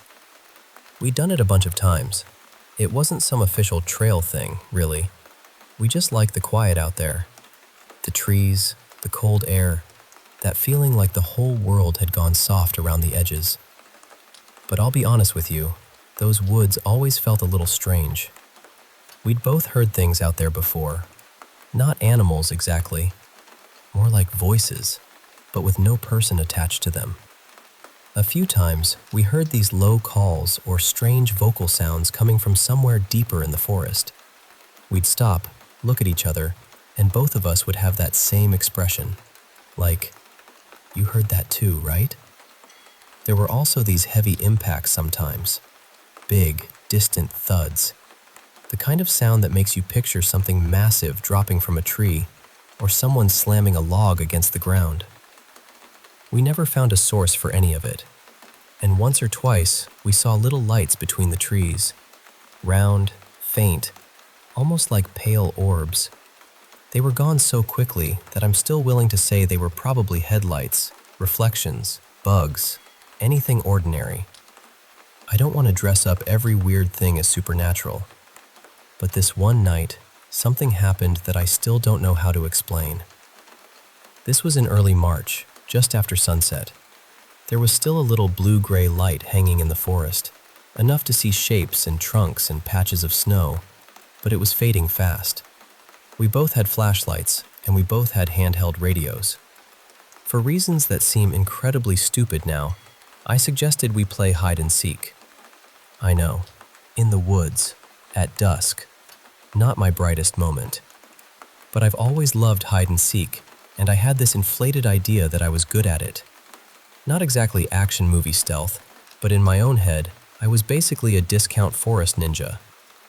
So I went and hid. I ended up lying flat under a low pine tree, tucked into the needles and shadows. My girlfriend Mira was out there looking for me with her flashlight. Since it was getting darker, I didn't want her wandering too far. The plan was that if she started moving away from me, I'd use the radio and give her a hint, just enough to guide her back in my direction. While I was lying there under that tree, I saw her stop suddenly. She swung her flashlight around really fast, like something had startled her. Then she froze and aimed the beam at one particular tree. She just stood there, staring at it. I was maybe 30 yards behind her, watching this happen from the ground. At first, I thought she was just trying to catch me moving. So, naturally, because I'm an idiot, I decided to mess with her. I pressed the button on the radio and, in this ridiculous, creepy horror movie voice, I said, "I'm behind you." But she didn't turn around. That was the first moment where I felt a little uneasy. Normally, she would have spun around immediately, probably told me to shut up, and then come after me. But she stayed locked on that tree, like she hadn't even processed what I'd said, or like whatever she was looking at mattered more.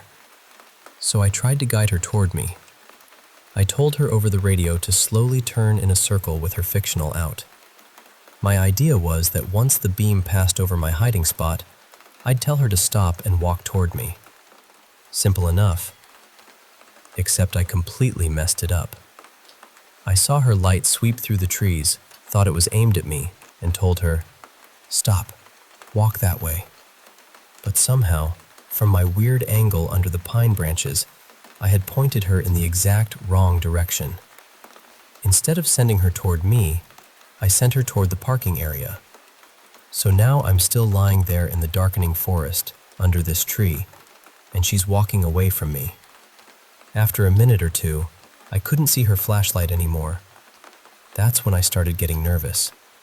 I reached for the radio, about to call her, and before I could say anything, her voice came through. She sounded quiet.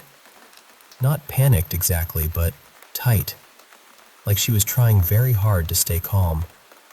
She said, "Can you come out now? I'm getting really freaked out." I remember thinking, okay, fair. Dark woods, weird game, probably time to stop. Then she added, "I don't want to explain it out here. Can we just go back to the car?" That changed the entire feeling of the night. I got up right away and started heading toward her. We found each other near the edge of the trees, and she looked genuinely shaken. And Mira is not someone who scares easily. She's skeptical about pretty much everything. Ghost stories, cryptids, paranormal stuff, all of it. She's the kind of person who will look for the boring explanation first, second, and third. But that night, she was pale. She kept looking behind me while we walked. When we got back to the car, she finally told me what had happened. She said that when I saw her whip her flashlight around and focus on that tree, it was because she had seen a black figure run between two trees directly in front of her. Not a shadow drifting, not a branch moving. A figure. She said it crossed from one tree to another and disappeared behind the trunk she was staring at. And right when she was trying to understand what she'd just seen, that was when my voice came through the radio saying, "I'm behind you." So in her mind, she thought the figure had been me. She thought I had somehow sprinted across in front of her, ducked behind the tree, and then used the radio to creep her out. That already scared her, but she was still trying to convince herself it was just me messing around. Then, after I accidentally guided her toward the parking lot, she stopped near some bushes because she heard someone whispering from behind them. And she thought it was me again. She said it sounded close, low, like someone was trying to get her attention without speaking fully out loud. The problem is, I wasn't near those bushes. I wasn't near the parking lot. I was still way back in the trees, lying under a pine, completely unaware that I had sent her off in the wrong direction. Depending on where she was at that moment, I was anywhere from 30 to over 100 yards away from her. So whatever she saw run between those trees, and whatever she heard whispering near the lot, it wasn't me. We sat in the car for a while after that without saying much. The heater was running, our flashlights were in the cup holders, and the forest outside the windshield looked completely still. That was probably the worst part. Nothing was happening anymore. No footsteps, no voices, no strange lights, just trees standing there like they knew something we didn't. We still go back sometimes, but never after sunset. Not anymore.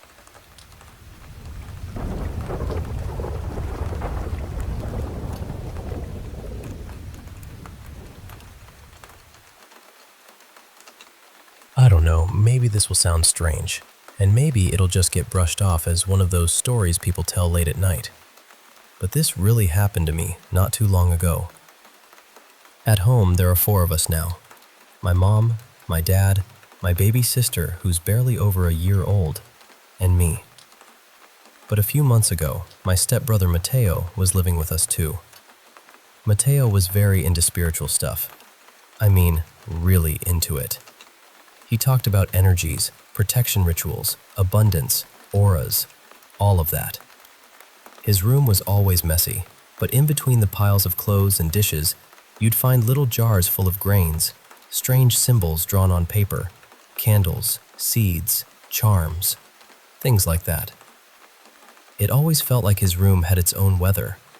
When he finally moved out, I'm not going to lie, my mom and I felt relieved. We never had the best relationship with him. There was always tension in the house when he was around. But before he left, he said something that stuck with me. He said, "Well, now you won't have anyone watching over you." At the time, we laughed. It sounded dramatic, almost ridiculous. But later, when I was alone with my thoughts, I realized it had unsettled me more than I wanted to admit. And maybe it scared me because I had already experienced something before. The day my little sister was born, I was home alone, taking a shower. I stepped backward, and I swear I stepped on someone's foot. Not a towel, not a shampoo bottle, a foot.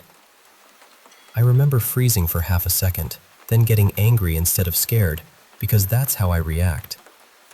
I cursed into the air and basically threatened whatever was there to leave me alone. So, after Mateo moved out, I tried not to think too much about what he'd said. A few days later, my mom and I were sleeping in the same room. We had stayed up watching soap operas, and when we finally turned everything off and lay down, we heard a door close. Not just any door, Mateo's old bedroom door. My first thought was, of course, that slob probably came back to grab dirty dishes or something. But almost immediately, I remembered he didn't live there anymore. I looked over at my mom, waiting for her to react, but she seemed calm, like maybe she hadn't heard it. For about 3 seconds, I tried to convince myself I imagined it. Then, in the silence, we heard it again. The same door closing. This time, neither of us said anything at first. My mom got up and checked the house. We live in a quiet, safe neighborhood, and the doors were locked. There was no sign that anyone had come in, so we went back to bed and tried to sleep. Then came the knocking. It wasn't exactly a normal knock. It sounded more like someone leaning their weight against the door. A heavy pressure, a dull push. My little sister, who is usually noisy and babbles nonstop, went completely still. She didn't cry. She didn't move. She just got serious and quiet, like even she knew something was wrong. Then it happened again. I went pale. I remember getting up to lock the bedroom door, and as I passed the bathroom connected to the room, I saw a white glow coming from underneath the door. The bathroom light is yellow, and it wasn't even turned on. I went straight back to bed and looked at my mom. She didn't panic. She just held my sister close, turned on some horror stories, and tried to make it feel normal enough for us to fall asleep. But I couldn't sleep. Not for a long time. And just when I finally started drifting off, we heard the vacuum cleaner. It's an old, loud vacuum, the kind you can hear from anywhere in the house. I swear I heard it moving through the living room, like someone was pushing it back and forth. Then it stopped. I wish I could say that was the end of it, but little things kept happening after that. Books from a high shelf in my room suddenly fell, even though nobody had touched them. Things started going missing, especially spoons and forks. My parents say it might be duendes, because apparently they've dealt with things like that before. They even say we should leave sweets out for them. Honestly, I don't know what I believe. Part of me thinks that sounds pointless. another part of me is too nervous to argue, and I still haven't told them everything. I haven't told them that I saw my sister's toy turn on by itself. I even have a video of it. And maybe that's the part that scares me most. Not the doors, not the light, not even the vacuum. It's knowing that whatever is in this house isn't just making noise anymore. It wants us to notice.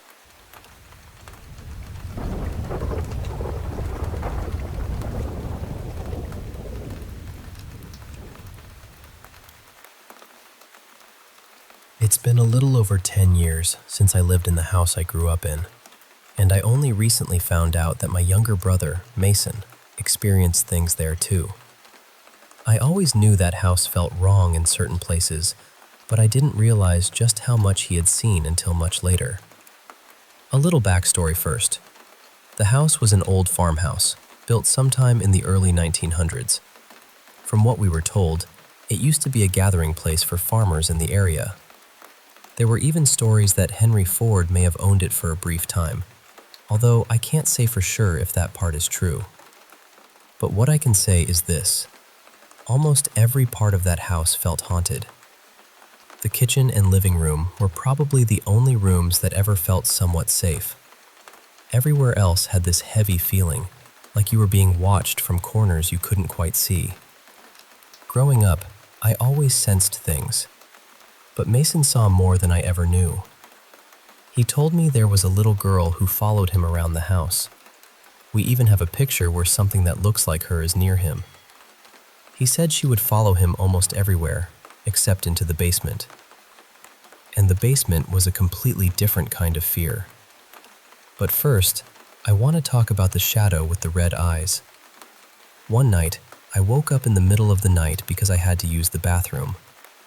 I remember walking toward the dining room, still half asleep, and then I stopped. There was something standing near the cabinets. It was looking right at me. The only light in the room came from the moon shining through the window, so I couldn't make out a face or any clear shape. It was just a dark shadow, maybe 6 feet away from me. But I remember the eyes. They were red. What makes it even stranger is that our bird, who usually made noise at everything, was completely silent. Not a chirp, not a rustle, nothing. I should have been terrified right away, but I think my mind was trying to protect me from fully understanding what I was seeing. Years later, Mason told me he had seen the same thing. He was only around 6 years old at the time. Back then, my mom, Mason, and I would sometimes all sleep in my room together. One night, he woke up and saw a black shadow with red eyes standing right beside the bed, staring directly at him. That shook me, because I had never told him exactly what I had seen. And that was only one piece of it. There were so many stories from that house, especially from people who were sensitive to that kind of energy. On the main floor, there was the kitchen, living room, dining room, one bedroom, bathroom, mudroom leading to the basement, and a bar room. Every space had its own feeling. A family friend once couldn't sleep, so he went down to the living room and turned on the TV. At some point, he looked toward the window, and in the reflection, he saw a tall black mass standing behind the chair he was sitting in. My mom once woke up with her blanket wrapped so tightly around her throat that she had to fight to get it off. One of the first nights I slept in the small bedroom with my mom, she got up to use the bathroom, and suddenly I couldn't move. I remember lying there, completely frozen, feeling like something was in the room with me. Another family friend tried sleeping in that same small bedroom and said he couldn't rest because he saw a female spirit pacing around the room. Eventually, she sat down on the bed beside him. The bar room was another place where you never felt alone. It always felt like something was above you, hovering somehow. I hated being in there for too long. There was also a radio in the kitchen that would go off around 3 in the morning, even when it was unplugged. It played the same eerie line, something like, "She will haunt you through the night." After a while, We made sure everything that didn't need to be plugged in was unplugged before bed. One night, my mom was playing a game on the computer when she saw what looked like a pale, ghostly hand reach out from the bedroom doorway. And then there were the sounds from the basement. A few times, it sounded like someone was taking a sledgehammer and slamming it into the basement walls. The first time I heard it, I was alone in the house with Mason. It was so loud that the living room walls seemed to shake and the closet door started rattling. Later, my parents and a few cousins heard it too during a family game night, after everyone was supposed to be asleep. Upstairs, there were 3 bedrooms and a full bathroom. That area had its own strange activity. I would come home and find my toys moved around, or things placed somewhere I knew I hadn't left them. One time, I was sitting on the floor playing, and my closet door was cracked open just a little. I looked up, and the door slowly started opening wider, inch by inch, like someone was peeking out at me. After that, I kept that closet shut as much as I could. Anytime it was open, I felt this awful dread in my stomach. Mason used to sleep in my room sometimes, and he later admitted that he saw shadows in there all the time. He just never told anyone. Looking back, it makes sense why I never wanted to sleep alone. I always needed a pet with me. Our dog hated being in my room, but he would stay until I fell asleep. Then he'd leave. Mason also refused to take a bath unless someone stayed in the bathroom with him. I always felt like someone was standing outside the bathroom door too, so honestly, I understood. He hated being alone in that house, and I don't blame him at all. Then there was the basement. The basement had a laundry room, 3 small storage rooms with heavy wooden doors, and a little cellar. None of us liked going down there. It had this dark, nasty feeling that seemed to sit in the air. In the cellar, there was a chair sitting in the middle of the room with an old case of beer bottles nearby. We never used that room. It was basically left alone. But one day, my mom heard one of those bottles break down there. Another time, one of the heavy wooden storage doors slammed shut when no one was in the basement. Every time I had to go down there, I would take a deep breath first, like I was preparing myself. I always felt like something was watching me from just outside the laundry room. The lighting was terrible, and I would run back up the stairs as fast as I could. I honestly don't think even the dog wanted to go down there. That house had a way of making you feel watched, even when you were standing in an empty room. And the strangest part is that for years, I thought maybe it was mostly just me. But now that Mason has told me what he saw too, I know it wasn't just my imagination. That house had something in it. Maybe more than one thing.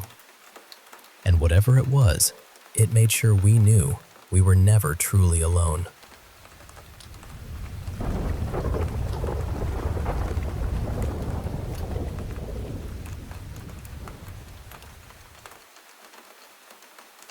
So this happened sometime around 2020, when I was still a teenager. My parents and I had just moved into a new house, and at first, everything felt almost perfect. The house was nice, the neighborhood seemed quiet, and we honestly thought we were starting fresh. My dad traveled a lot for work back then. His business trips usually lasted a few days, sometimes almost a week, so most of the time it was just my mom and me at home. And because I had school during the day, my mom was often in the house by herself. She told me later that almost from the beginning, she felt like something was wrong. She kept getting this feeling that someone was following her around the house. Not exactly standing in front of her, but always nearby, always behind her, always watching. At first, she didn't say anything. She didn't want to scare me, and she knew my dad probably wouldn't believe it anyway. He's never really believed in spirits or anything like that. Then things started happening. Only when my mom was alone. She would hear heavy footsteps in empty rooms, loud thuds from upstairs. Utensils would fall in the kitchen when no one was there. Sometimes it sounded like someone was moving furniture, but when she checked, nothing had changed. Eventually, she got scared enough to tell my dad. He listened, but I don't think he really knew what to say. Then he left for another business trip and told her he'd deal with it when he got back. My mom didn't want to stay in that house, but since he was only going to be gone for 4 or 5 days, she tried to manage. Luckily, I was on school break, so I was home with her most of the time. One night, I heard my mom scream. I ran to her room and found her sitting on the floor in the corner beside the bed. She was shaking. I asked her what happened, and she told me she had seen someone pass by. Someone with orange eyes. I was terrified, but we didn't know what else to do, so we kept all the lights on and slept like that for the rest of the night. After more things kept happening, my mom finally called her parents. They came over right away and brought things for a cleansing ritual. My grandmother told my mom to repeat a prayer because whatever was in the house seemed to be affecting her the most. But when my mom started saying the prayer, she began choking. She was sweating badly and she couldn't get the words out. She kept saying something was stopping her, like it was pressing on her throat and wouldn't let her finish. The ritual had to be stopped halfway through. My grandparents said they would come back the next day and try again. But that night was awful. While my mom was sleeping, she started screaming my name. At first it was loud, then each scream got weaker and weaker. By the time I reached her room, she had stopped. I asked her what happened, and she told me the same figure had been on top of her body. She said it had orange eyes and thick, dark, messy hair, and she could feel its weight on her. She didn't just dream it. She said she saw it and felt it. By then, my dad had come back home, and after that, even he started noticing things. That was when we knew we had to leave. Before moving out, my mom wanted to speak to the landlord. We had also been hearing what sounded like a girl crying at night, almost every night. When my mom asked about it, the landlord finally admitted that a girl had died in that house. We were already planning to leave, so we tried not to focus on that too much. We just wanted out. But while we were cleaning and packing, we found something that still makes my stomach turn when I think about it. There was a bundle of thick black hair hidden inside the house, beside a heavy old book, a Ouija board, used candles, and a small black keychain. We rushed to the landlord and asked who had lived there before us. She said the previous tenants were a group of people who used to perform rituals in the house. She claimed she didn't know exactly what they were doing. My dad was furious. He asked her why she never told us any of this before we moved in. And she said she didn't mention it because no one had ever stayed in that house for more than 3 months. My dad just snapped and said, "No wonder." After that, we left. We moved to another state and tried to put the whole thing behind us. A few years later, things had finally become normal again. We were in a different house. Life felt calm, and for a while, I really thought everything was over. My dad would go to work, and my mom liked going for walks in the evening. Sometimes I'd be home alone, either studying or just relaxing. One day, I was watching horror movies and reading about jinns. I know, terrible timing. That's when I started hearing noises from the living room. At first, they were small sounds. I went to check, but there was nothing there. Then it happened again, and again. I checked 2 or 3 times, and still nothing. The 4th time, the sound was much louder. When I walked out, the glass table in our living room suddenly fell right in front of me and shattered. It was a big table too, not something that could just tip over easily. I ran to the bathroom and started crying. Thankfully, I had my phone with me, so I called my mom and told her what was happening. At first, she didn't believe me. I think she wanted to believe we were safe now, that whatever happened in the old house had stayed there. But she told me she was coming home. The problem was, I had locked the front door from the inside, and I had the key. Usually my mom would lock it and take the keys with her, but that day, I was the one who had them. So I had to leave the bathroom and unlock the door myself. I gathered every bit of courage I had and slowly stepped out. For a moment, everything was quiet. Then I looked toward the hallway. I saw a tall black figure wearing an orange gown walk right in front of me. I completely froze. My mind just went blank. Then I ran straight to the front door, unlocked it, and got out of the house. Right at that moment, my mom arrived. I showed her the broken glass and told her exactly what I had seen. We never told my dad about that second incident. I still live in that same house now, and thankfully, nothing major has happened since then. But some days, I still get this feeling that something is around me. Not always. Just some days. And when that feeling comes back, I remember those orange eyes.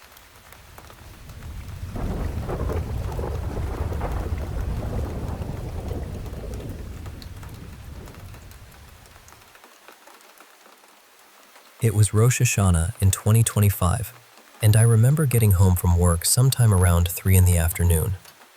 I was exhausted, honestly. My whole body had that end-of-the-day heaviness, but I was also grateful to be home, ready to settle in and mark the new year in my own quiet way. But the second I opened my apartment door, I felt it. Something was wrong. Not wrong in a clear, dramatic way. Nothing was tipped over. Nothing was missing. The place looked exactly how I had left it. But there was this pressure in the air, this strange heaviness, like someone had been standing in my living room just minutes before I walked in. My apartment isn't big. It's basically one open space for the living room and kitchen, with my bedroom and bathroom off to the side. So I stood there for a while, just looking around, trying to catch whatever my mind thought it had noticed. But there was nothing. Eventually, I told myself, "Eliam, you're tired. You're imagining things." So I locked the door, made myself something small to eat, and went to lie down for a bit. At some point, I must have fallen asleep, because I woke up suddenly with my heart racing. It felt like a loud noise had snapped me awake, but when I stayed still and listened, there was nothing at all. No footsteps, no voices, no movement, just silence. I got out of bed and opened my bedroom door, and across the apartment, tucked into the far corner of the kitchen, I saw something. A shadow. But not the kind you get from furniture or poor lighting. This was darker than the dark around it. It had shape. It had presence. And then, it shifted. It moved. I didn't think. I just reached for the wall and flipped on the light. The shadow disappeared instantly. That should have made me feel better, but it didn't. It made everything worse, because now I knew I hadn't imagined it. Still, I tried to stay calm. I went back to bed, told myself there had to be some explanation, and eventually started drifting off again. Then I heard it. A soft clicking sound. If you've ever heard a dog walking across a kitchen floor, claws tapping against tile or linoleum, that's exactly what it sounded like. Click, click, click. Slow at first, then closer. Then my bedroom door burst open. It slammed into the dresser so hard that everything on top of it crashed to the floor. Before I could even sit up properly, something rushed into the room, and I still don't know how to describe it without sounding completely insane. Its body moved like an animal, low to the ground, quick, smooth.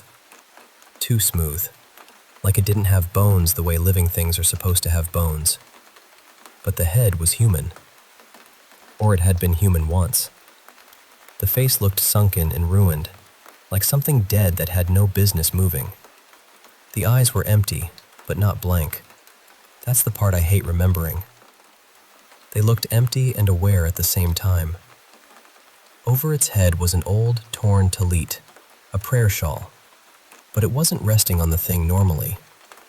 The fabric drifted around it, almost floating, like it was underwater. It kept rippling in these slow waves even though there was no wind in the room, and it was coming right at me.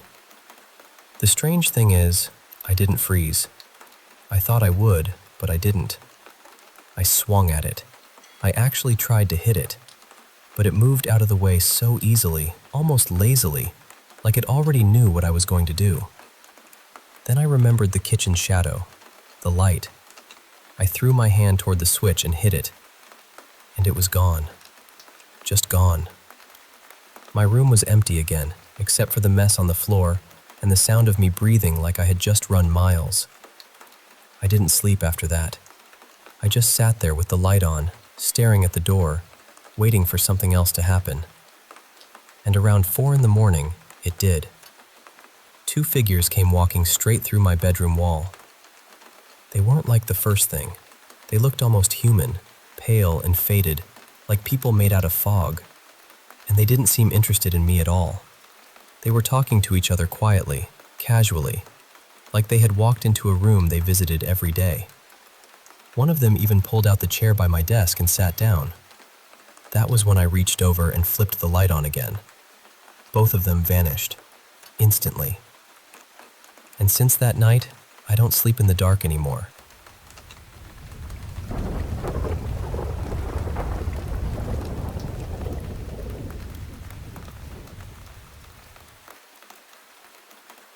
I should probably start by saying this. I do believe there are things out there that we don't fully understand.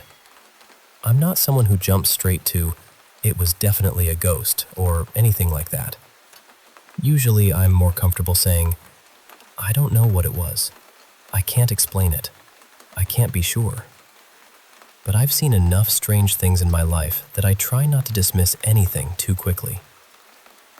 I live in a suburb outside Boulder, Colorado, but my condo complex sits right up against a huge stretch of protected open space. There are trails, trees, ditches, brush, and a lot of wildlife. So when something odd happens at night, my first thought is usually, okay, maybe that was an animal. I moved into this condo about 7 months ago. About 6 weeks after I got here, I woke up suddenly around 1:45 in the morning to the most horrifying scream I have ever heard. It was sharp, loud, and completely unnatural. It lasted maybe 3 or 4 seconds. Then, after about 1 second of silence, it happened again.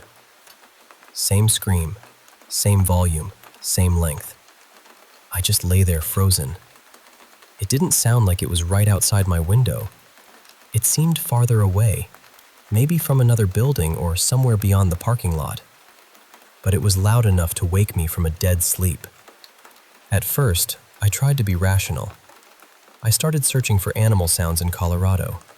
Foxes, owls, mountain lions, bobcats, coyotes, anything that might sound like a person screaming.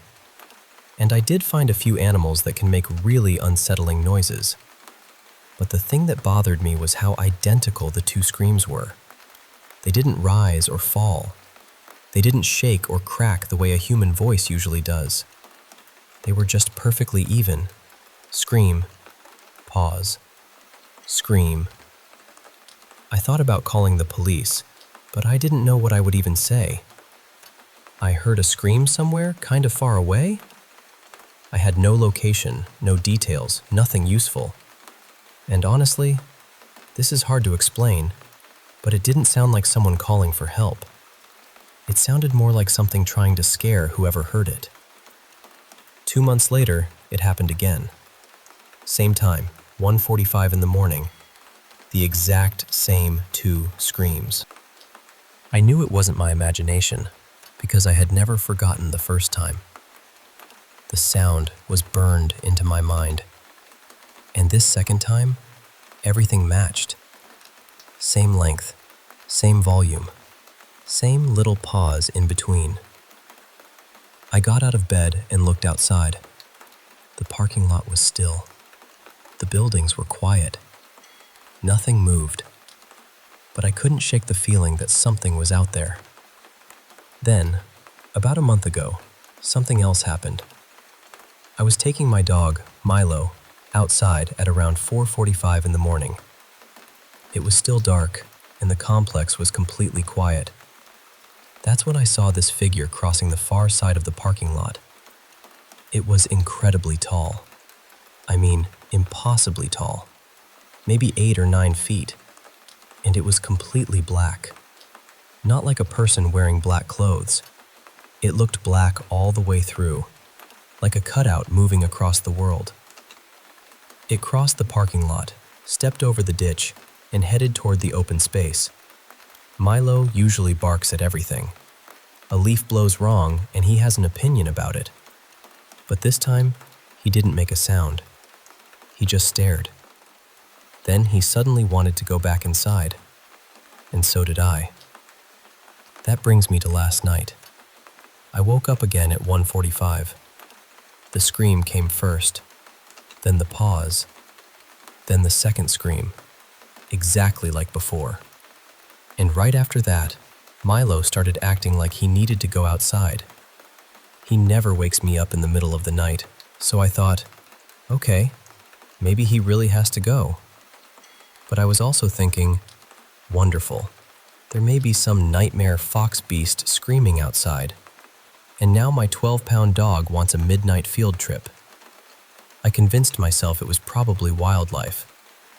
I grabbed his leash, turned on the outside light, and took him down. But he barely went to the bathroom.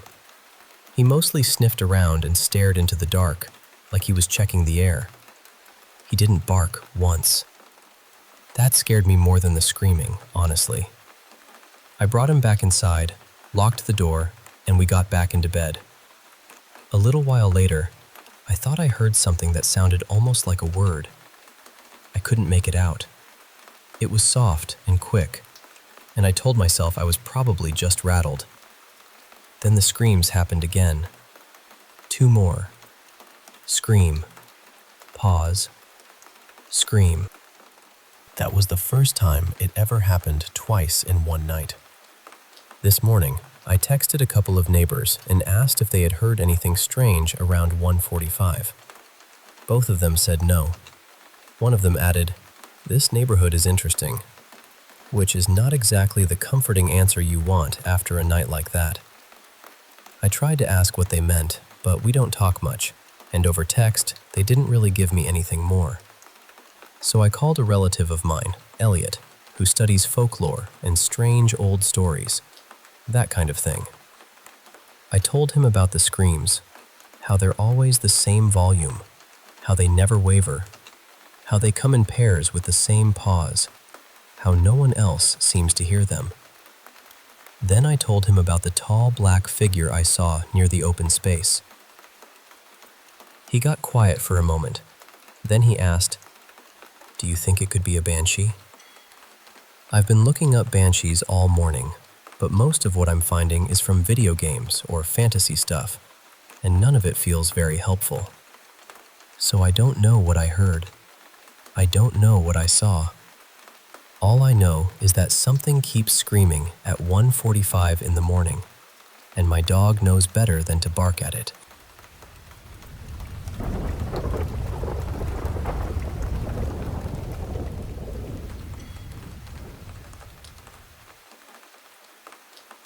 I used to live in this narrow little valley tucked into the Rockies, and because I rented for years, I moved around more than I ever wanted to. After quarantine, my partner Evan and I were desperate to get out of the tiny studio apartment we had been trapped in. We had a dog and a cat, so finding a pet-friendly place was not easy. When an old townhouse opened up on a quiet road, we grabbed it almost immediately. It sat in a strange spot, though. On one side there was a graveyard, on the other, a river. At the time, I told myself it was peaceful, maybe even charming in a gloomy mountain town sort of way. I have always been a little sensitive to places. I have had odd experiences before, mostly in old homes with heavy histories, but I try not to make a big production out of it. Some places carry things. That has always been my feeling. I usually just let whatever is there exist, and I go on existing too. Evan, on the other hand, did not believe in any of that, not even a little. Before we signed the lease, I walked through the townhouse with our dog, just to get a feel for it. Everything seemed calm. I went back a second time, and again, nothing felt wrong. We moved in during late spring, and for months it was quiet. Then fall came. About a week after Halloween, Evan decided he wanted to store our summer gear. He told me he had found a crawl space under the stairs. I had no idea it was there, and the second he said it, I felt this tight, sinking feeling in my stomach. I told him, "Please don't go down there." He laughed, of course.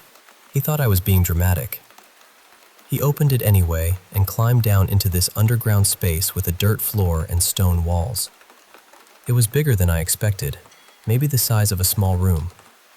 I leaned in just far enough to look, and everything in me wanted to back away. The only thing down there was an old painting leaning against the wall. It showed a single bare tree on a hill at night. I hated it instantly.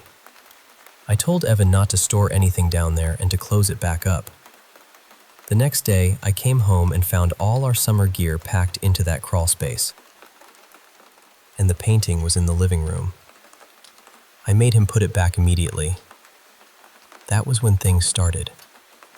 At first, it was small. One night, we went out to dinner, and I left the hallway light on for the animals. I remember doing it clearly because I went back inside specifically to turn it on for our dog. When we came home, the light was off. Not burned out, not flickering. The switch had been flipped. That was easy enough to explain away, but I knew. Upstairs, there was a long hallway. Our bedroom was at one end, facing the river, and the spare room, which I used as an office, faced the graveyard. If the office door was open, you could look straight through the window and see the headstones. Evan never liked that room, so we usually kept the door closed. A few days later, I was working in the office when my cat knocked a heavy glass off my desk. It shattered. I swept it up and put the broken pieces in the upstairs bathroom trash. That evening, Evan and I were downstairs relaxing, and I decided to go up to the bedroom. I never turned on the stair lights, but for some reason, right before I stepped up, I got that same awful feeling. So I flipped the light on. There, sitting on the stairs, was a huge shard of glass from the cup. If I had taken one step in the dark, it would have gone straight into my foot. I checked the upstairs bathroom trash. The rest of the broken glass was still there, and the bin was upright. My cat could not have dragged that piece out, and my dog avoided the upstairs completely in that house. After that, things escalated quickly. We started seeing little balls of light in the living room. Our cat would chase them. Once, he was meowing near a hanging plant, and I watched one of the macrame tassels swing out and smack him right in the face. There was no fan on, no window open, nothing moving in the room. Then one night, around 3:30 in the morning, we heard a massive crash from the office. We had an industrial shelf in there with a locking carabiner hanging from it, and all our climbing gear was clipped onto it. It was heavy, probably 15 pounds or more.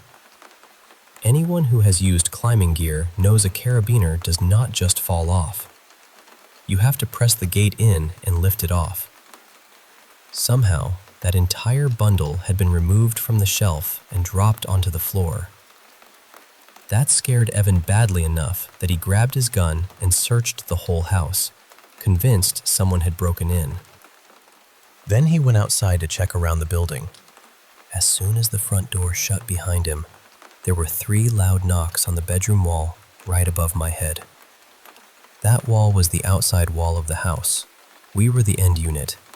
There was nothing on the other side except open air. That was the moment Evan started to believe me. Soon after, we began hearing voices. At night, while we were lying in bed, we would hear a man and a woman talking in the corner of our room. Not clearly enough to understand every word, but clearly enough to hear the rhythm of conversation. Back and forth. Male voice, female voice. It sounded like listening to people talk through a closed door. I was so unnerved that I made Evan check the upper crawl space under the roof to make sure no one was living up there. I asked the neighbors if they heard anything strange, but they all looked at me like I was losing it. The woman next door lived alone, and there was no man in her house. Still, almost every night, Those voices came from the corner of our bedroom. Then the night terrors started. I had never had sleep paralysis before, never had night terrors, but in that house, I would wake up screaming for help, screaming Evan's name, unable to move. One night, during one of those episodes, I saw a figure crawling over me. It was shaped like a man, dressed in black, but its limbs were too long. Its head looked like a boar or a pig. It started near my feet and crawled toward my face while I tried to scream. Right before it reached me, I woke up to Evan lunging across the bed. He said he had woken up and seen something crawling over my body. He was trying to shove it off me. I asked him to describe it. We had seen the same thing. After that, I started sleeping downstairs on the sofa, but it did not help. The voices continued. The lights continued. The strange knocks and moving objects continued. At one point, I became so desperate that I called a church to ask whether someone could come bless the house.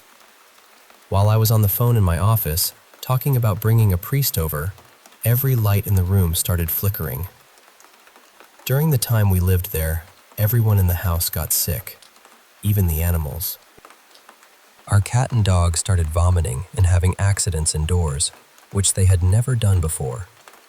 My cat was diagnosed with kidney disease. Evan got so ill, he needed surgery and dealt with terrible vertigo.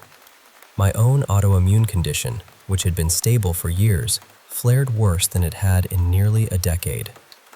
Maybe some of that was stress. I know that is possible. But I also know what that house felt like. Thankfully, after the first year, our lease went month to month, and we saved every bit we could until we were able to leave. Once we moved out, everything stopped. No more voices, no more lights, no more night terrors. I have never had sleep paralysis again. Evan recovered. My health settled. And the strangest part was my vet later told me my cat no longer showed signs of kidney disease. A while later, I met someone who worked in a building just a couple blocks from that townhouse. They told me their building had constant paranormal activity too, enough to turn them into a believer. I still think about that place sometimes. That old townhouse caught between the graveyard and the river. And honestly, I believe something about that location pulled things in. Or maybe it held on to them.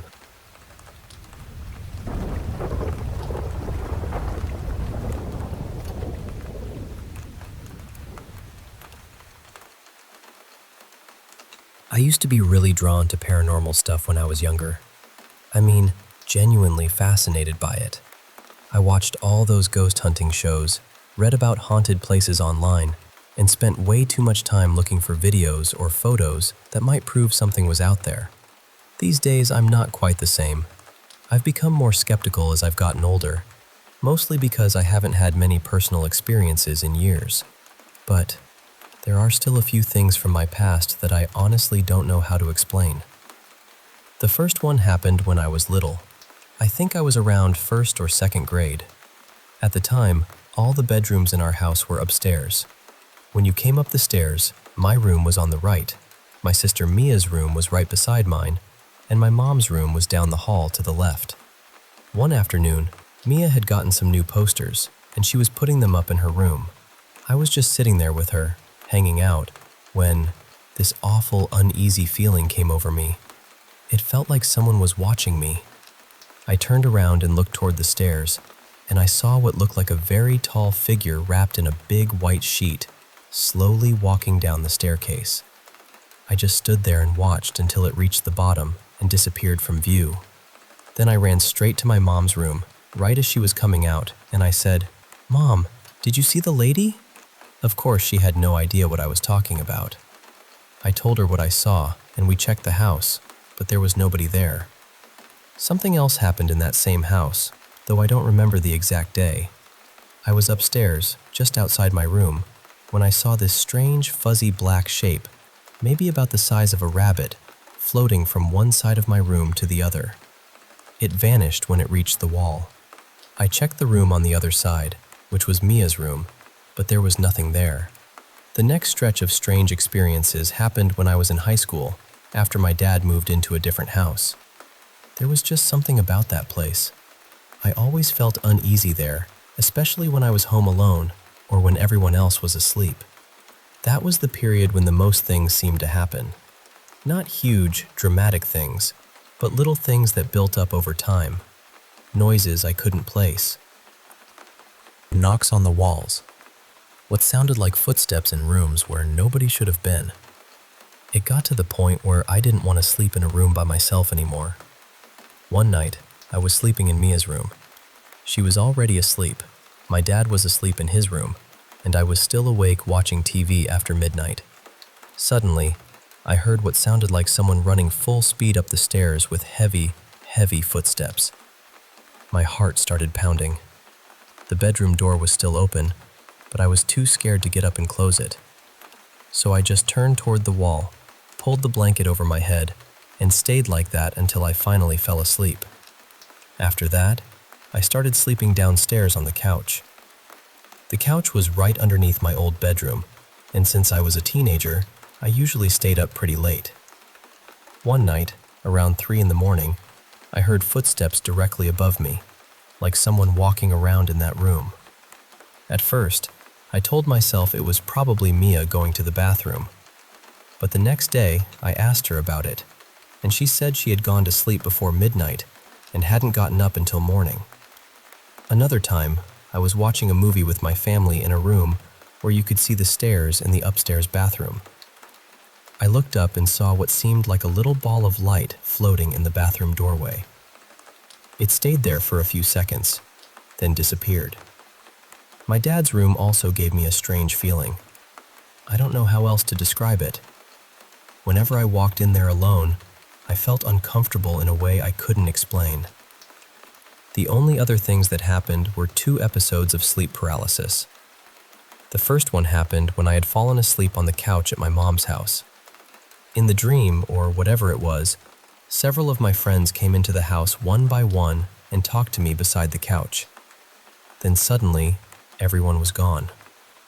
The house felt empty, and I couldn't move. I tried so hard to sit up or speak, but my body wouldn't respond. Then, all at once, I snapped out of it and sat straight up. The second time was much worse. I was asleep in my bed, and I thought I had woken up.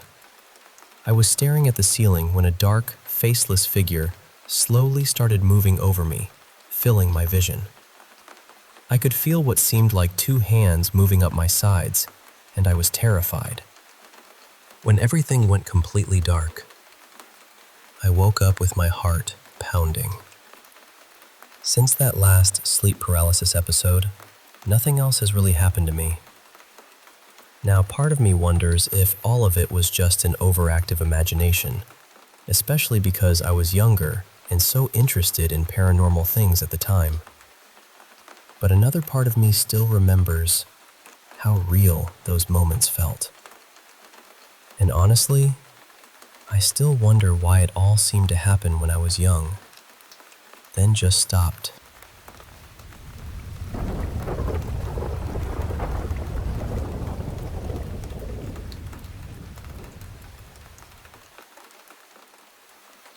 I was in primary school at the time, around CM1 in France, and our class went on one of those school trips that everyone is expected to do at that age.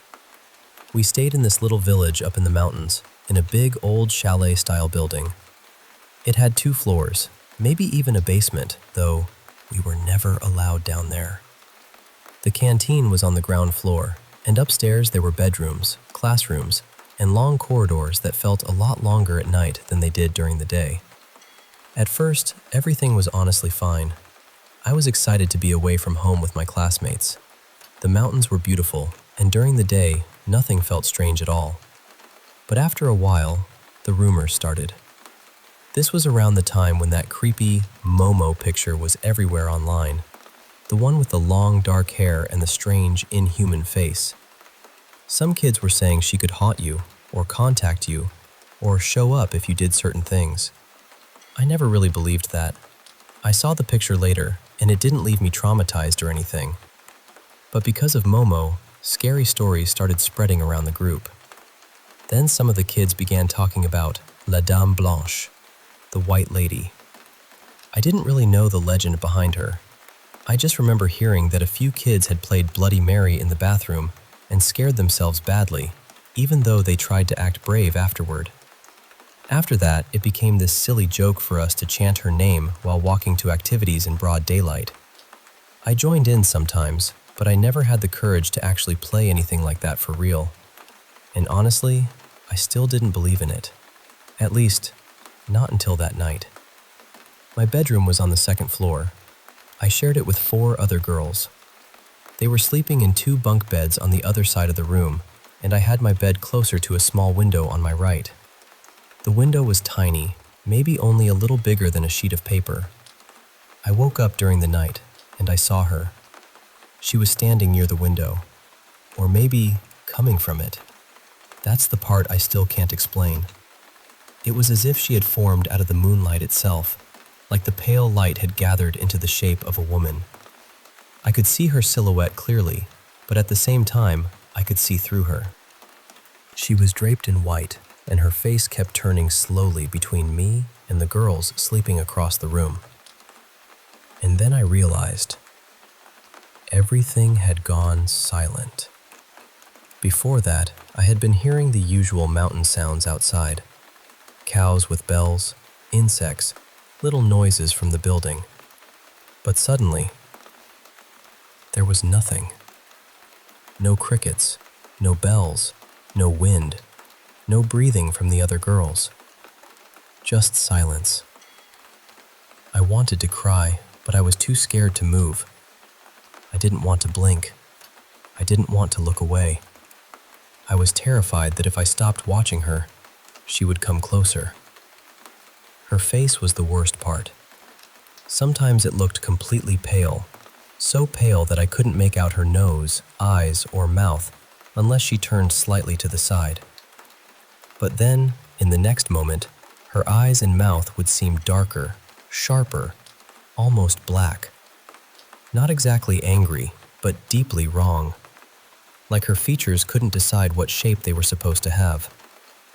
I couldn't tell if she wanted to hurt us. I didn't feel hatred from her, not exactly, but I knew with my whole body that I didn't want her near me. And then, I started praying.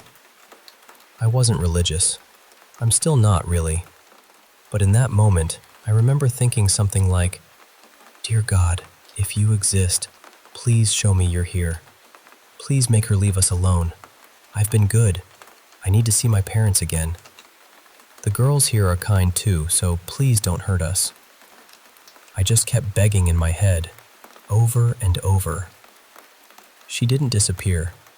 She stayed there, half transparent in the moonlight, watching the room.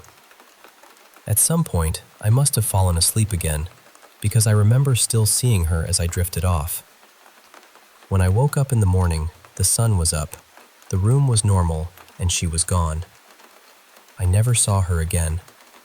For the rest of the trip, things mostly went back to normal, but I had a hard time sleeping after that. I kept staring at that little window, waiting for the light to change shape again. Within a couple of weeks, people stopped talking about the White Lady. The jokes faded, the rumors disappeared, and everyone moved on. But I kept wondering whether the games some kids had played had somehow brought something into our room that night. I tried to talk about it a little. A few other kids said they had seen her too, but none of us really went into detail. It was like we were all afraid that saying too much would make it real again. One of the adults on the trip told us later that he had gone around checking the bedrooms to make sure everyone was asleep. I think he was trying to reassure us, but I know what I saw, and whatever stood by that window that night, it wasn't him.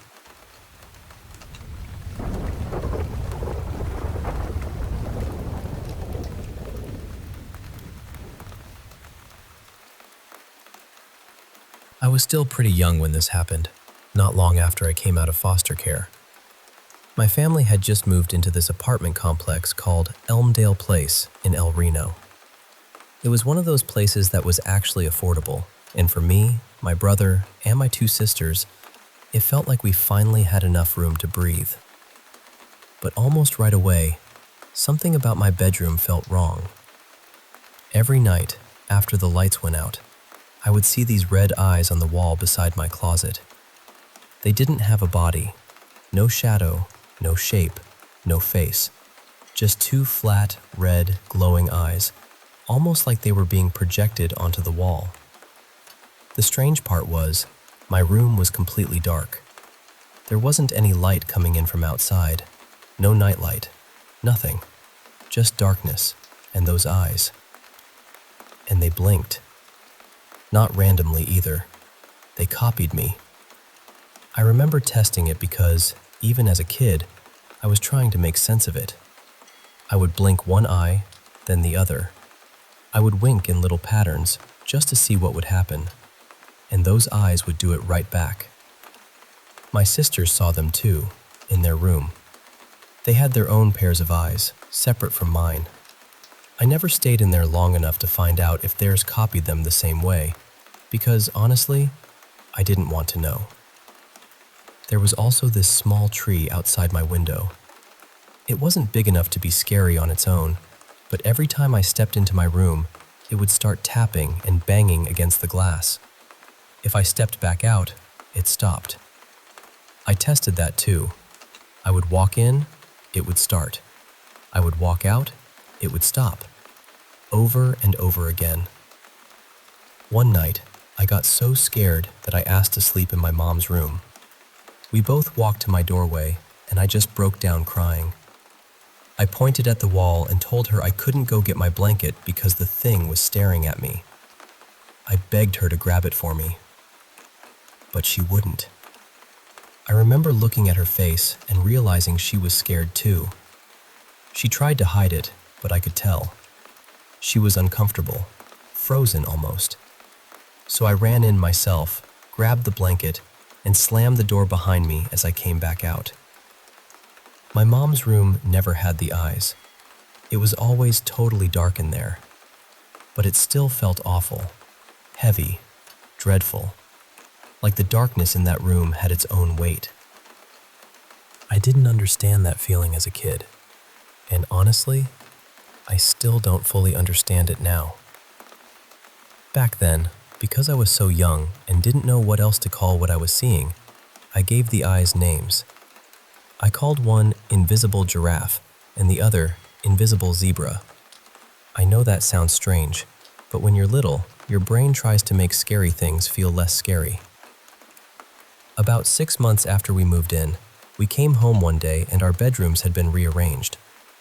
My bed had been moved against the wall where the eyes used to appear.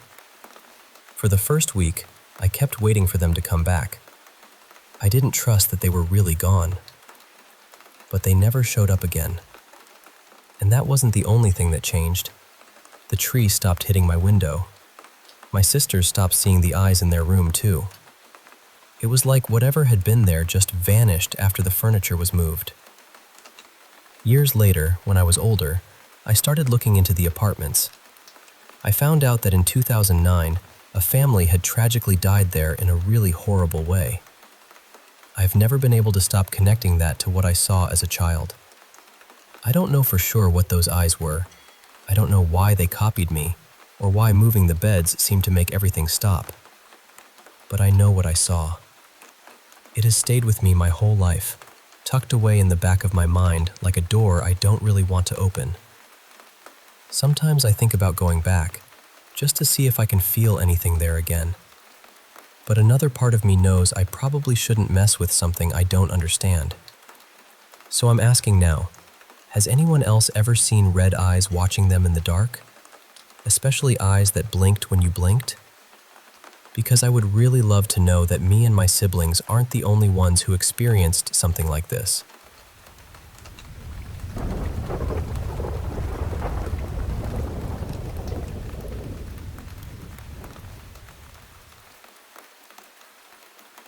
I grew up on the south side of Chicago, in one of those homes where family was always close. A lot of my relatives live nearby, and some of my extended family were in and out of the house all the time. So, from the outside, you'd think I would have felt safe. But at night, I never did. There was always this feeling, like something was waiting somewhere in the dark. I couldn't explain it then, and honestly, I still can't explain it now. I just knew I couldn't sleep alone. I had to crawl into someone's bed or ask somebody to stay with me, because even with a house full of family, I felt like I wasn't really protected. One of my earliest memories is from when I was around 5. I was sitting on the floor playing Mario on the old Nintendo. We were getting the carpet replaced, so the floors were bare, with old tile marks and sticky patches left behind. I remember hearing my mom call my name. Not once, a few times.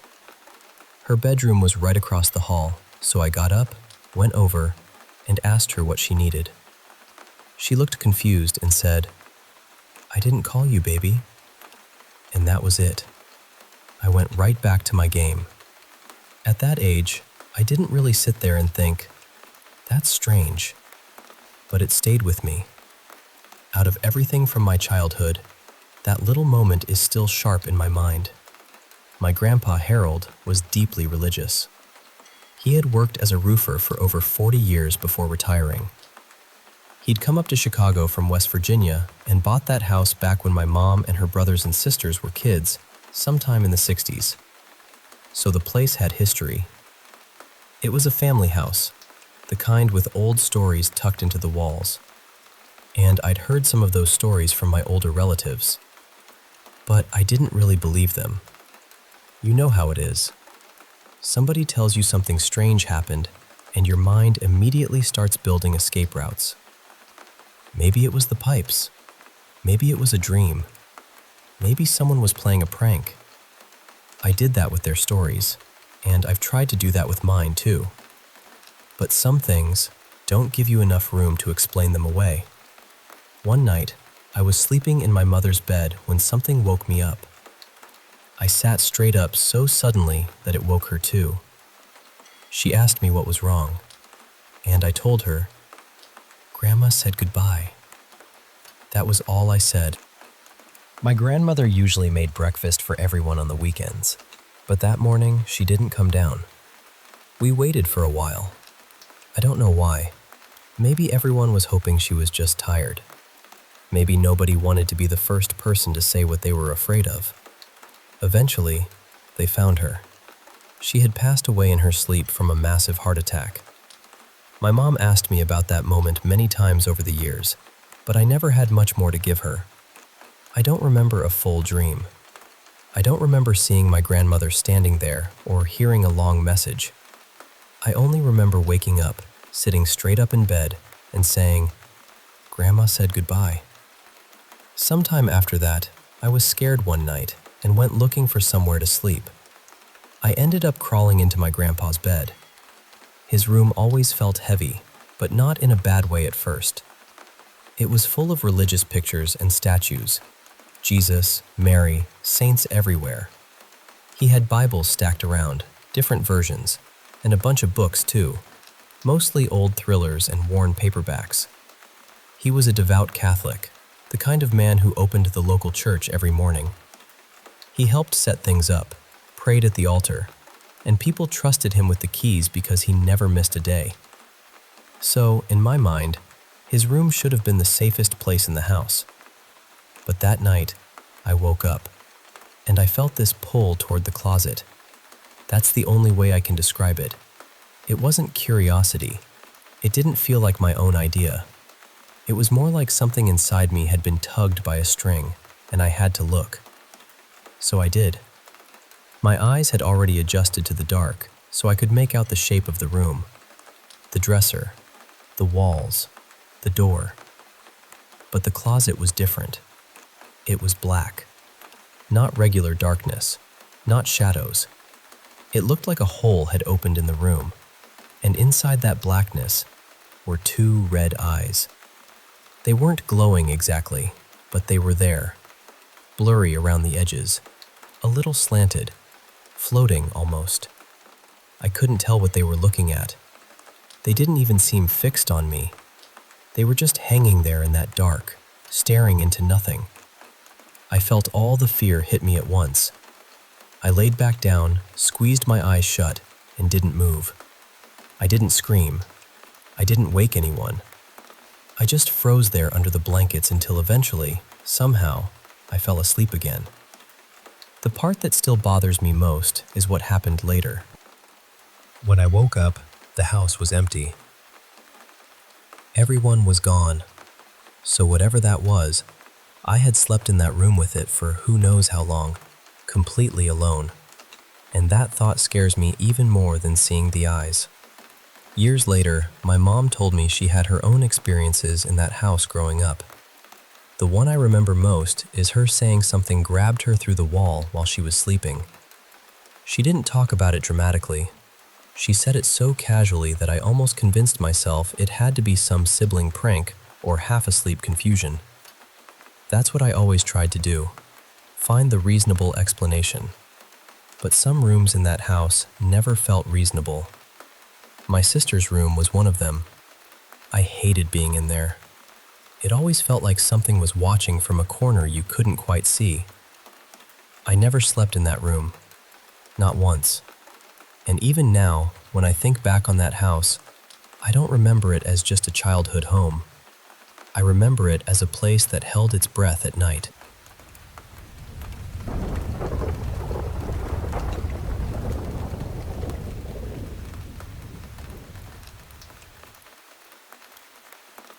I want to tell you about my great-grandmother, Lillian.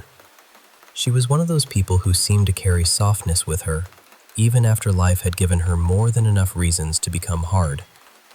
She had been through so much, but somehow, love was still the thing she led with. She painted beautifully, she loved getting lost in books, and when I was little, I always remembered her wearing this bright yellow nightgown with tiny pink flowers on it. It was cheerful and ridiculous in the sweetest way, and to me, it was just her. She lived out in Colorado, and we lived in Georgia, so I only saw her every few years. In 2011, we made a long trip to visit her, but something felt different that time. I was young, so I didn't really understand what was happening. I didn't understand why she wouldn't look at me the way she used to, or why she was staying somewhere unfamiliar, or why she wasn't in that yellow nightgown showing me her paintings.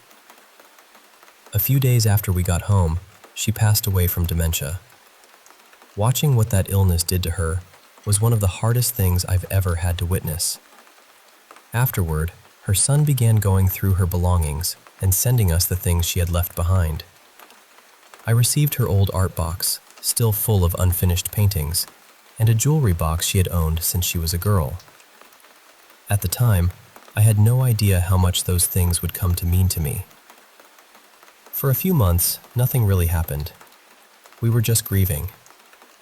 Then her ashes were delivered to our house.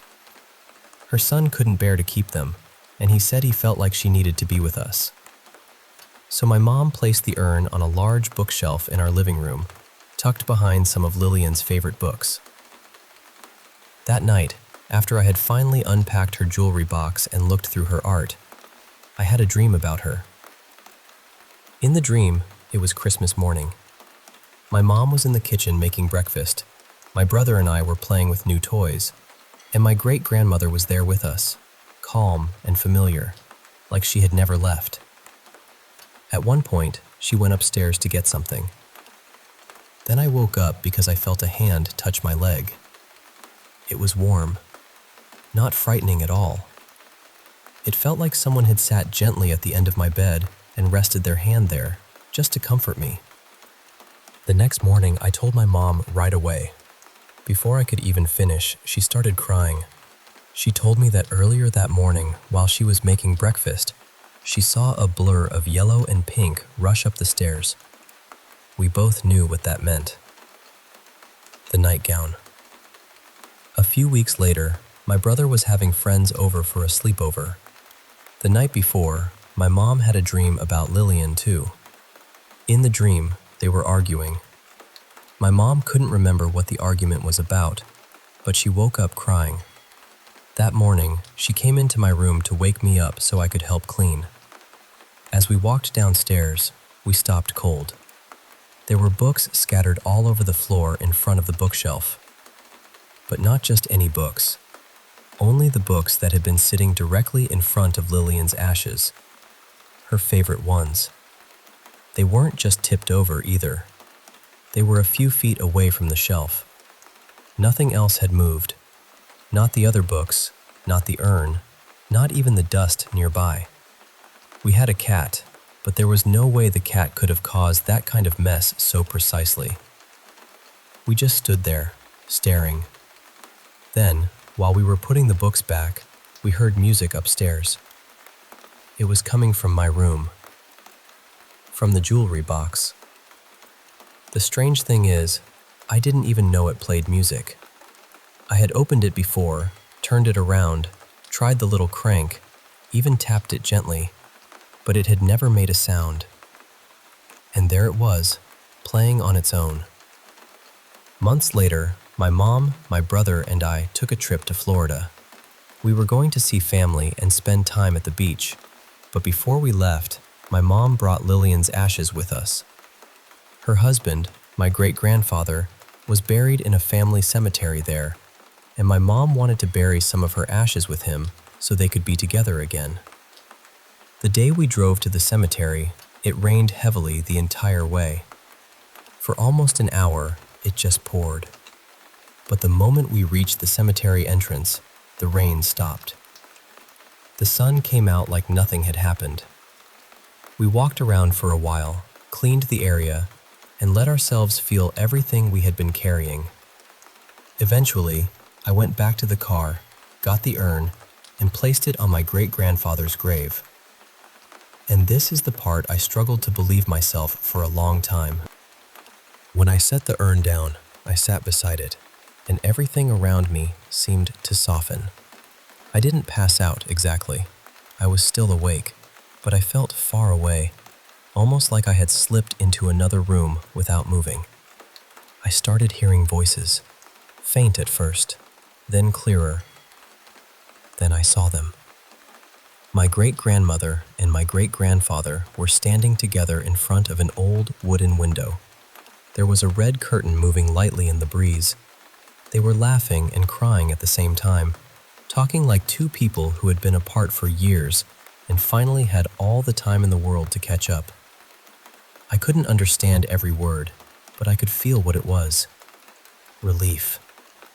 Love. Home. Then Lillian turned and looked at me. I stood up immediately, picked up the urn, and walked back toward the car. My mom kept asking me what was wrong, but all I could say was, "She's ready to leave." As soon as I got into the car, I passed out. When I came to, my mom and brother were shaking me, terrified. I told my mom what I had seen. I described the window, the curtain, and my great-grandfather. She broke down crying. I had never met him. He died before I was born. And the house I described had burned down decades earlier. There were no pictures of it that I had ever seen, but my mom said I described it exactly. When we drove out of the cemetery gates, the rain started again, heavy and sudden, all the way back to the hotel. Now, I know Florida weather can be dramatic. Rain there has a flair for entrances, but the timing of it stayed with us. After that, years went by and nothing really happened. We still felt like Lillian was with us, but in a quieter way. Not moving books or playing music, just present, loved, peaceful. Then Christmas of 2020 came. My grandfather, her son, visited us for the holiday. He stayed in my room for the week, and we spent time talking about his mother.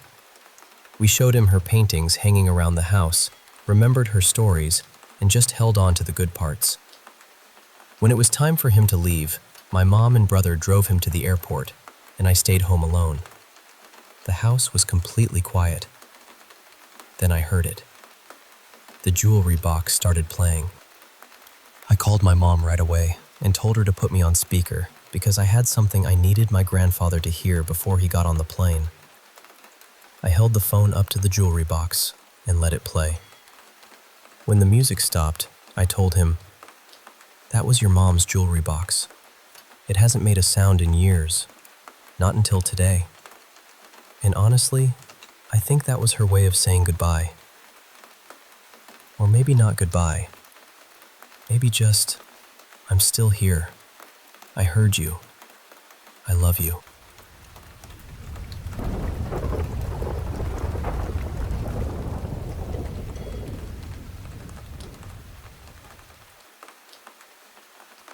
I'm still trying to make sense of something that happened to me earlier today, and honestly, it has stayed with me in a way I can't quite explain.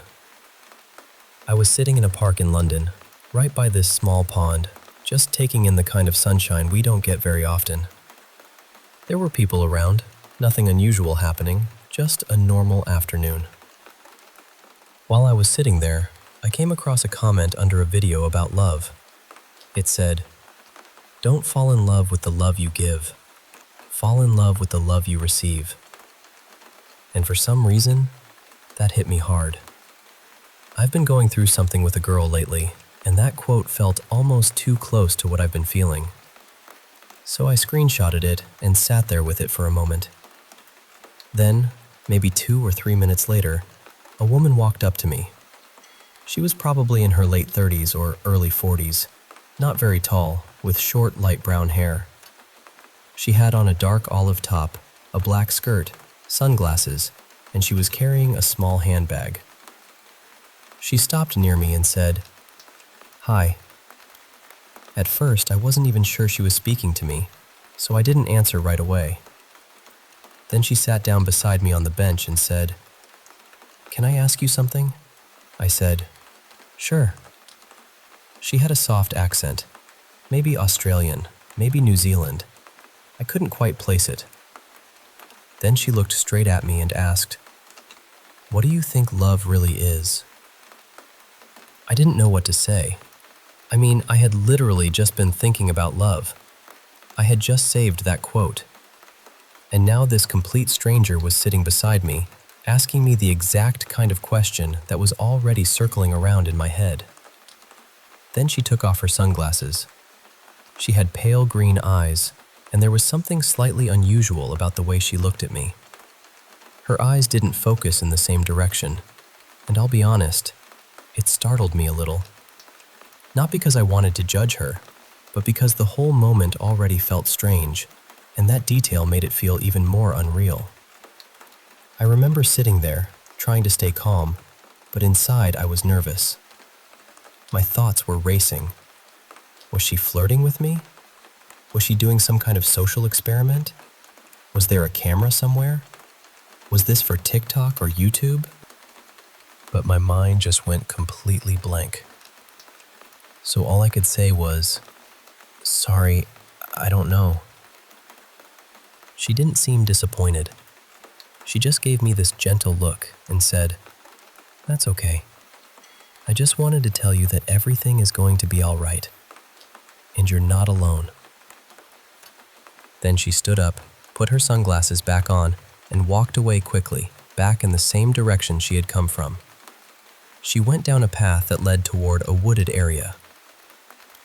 And I just sat there. I must have stayed on that bench for at least 10 minutes, trying to understand what had just happened. I looked around for cameras. I looked to see if anyone nearby had reacted. But everyone was just going about their day. Nobody seemed to notice anything unusual at all. Eventually, I got up and walked down the same path she had taken. Part of me wanted to find her, just to see if she was with someone, or if there was a camera crew nearby, or anything that would explain it. But I couldn't find her. That's what makes this so strange to me. A random woman came up to me and asked about love just minutes after I had been sitting there thinking about love. She didn't seem to speak to anyone else. She didn't go around asking other people questions. If it was a survey or a project, surely she would have approached more than just me. If it was some kind of prank video, it was the quietest, most uneventful prank in the world. And the fact that she came from one direction, spoke only to me, gave me that message, and then went straight back the way she came, made it feel almost intentional. Like she had come there for that exact moment. I know how that sounds. I'm usually skeptical about things like this. I don't jump straight to supernatural explanations. But this didn't feel normal. It didn't feel random either. The words she said affected me more than I expected. A few years ago, I lost my father, and when she said, "You're not alone," something in me shifted. It made me wonder whether the message was about him, or whether it was about the girl I've been struggling over. Or maybe it was just a stranger who somehow said exactly what I needed to hear at exactly the right time. I don't know who she was. Maybe she was just a woman having her own kind of difficult day. Maybe she was deeply intuitive. Maybe she had mental health struggles. Maybe it was coincidence. Or maybe, in some way I can't explain, she was meant to cross my path. But I can't shake the feeling that there was something different about that encounter. I keep replaying it in my mind. Her voice, the question, the timing, the way she left. And honestly, I still don't know what to make of it.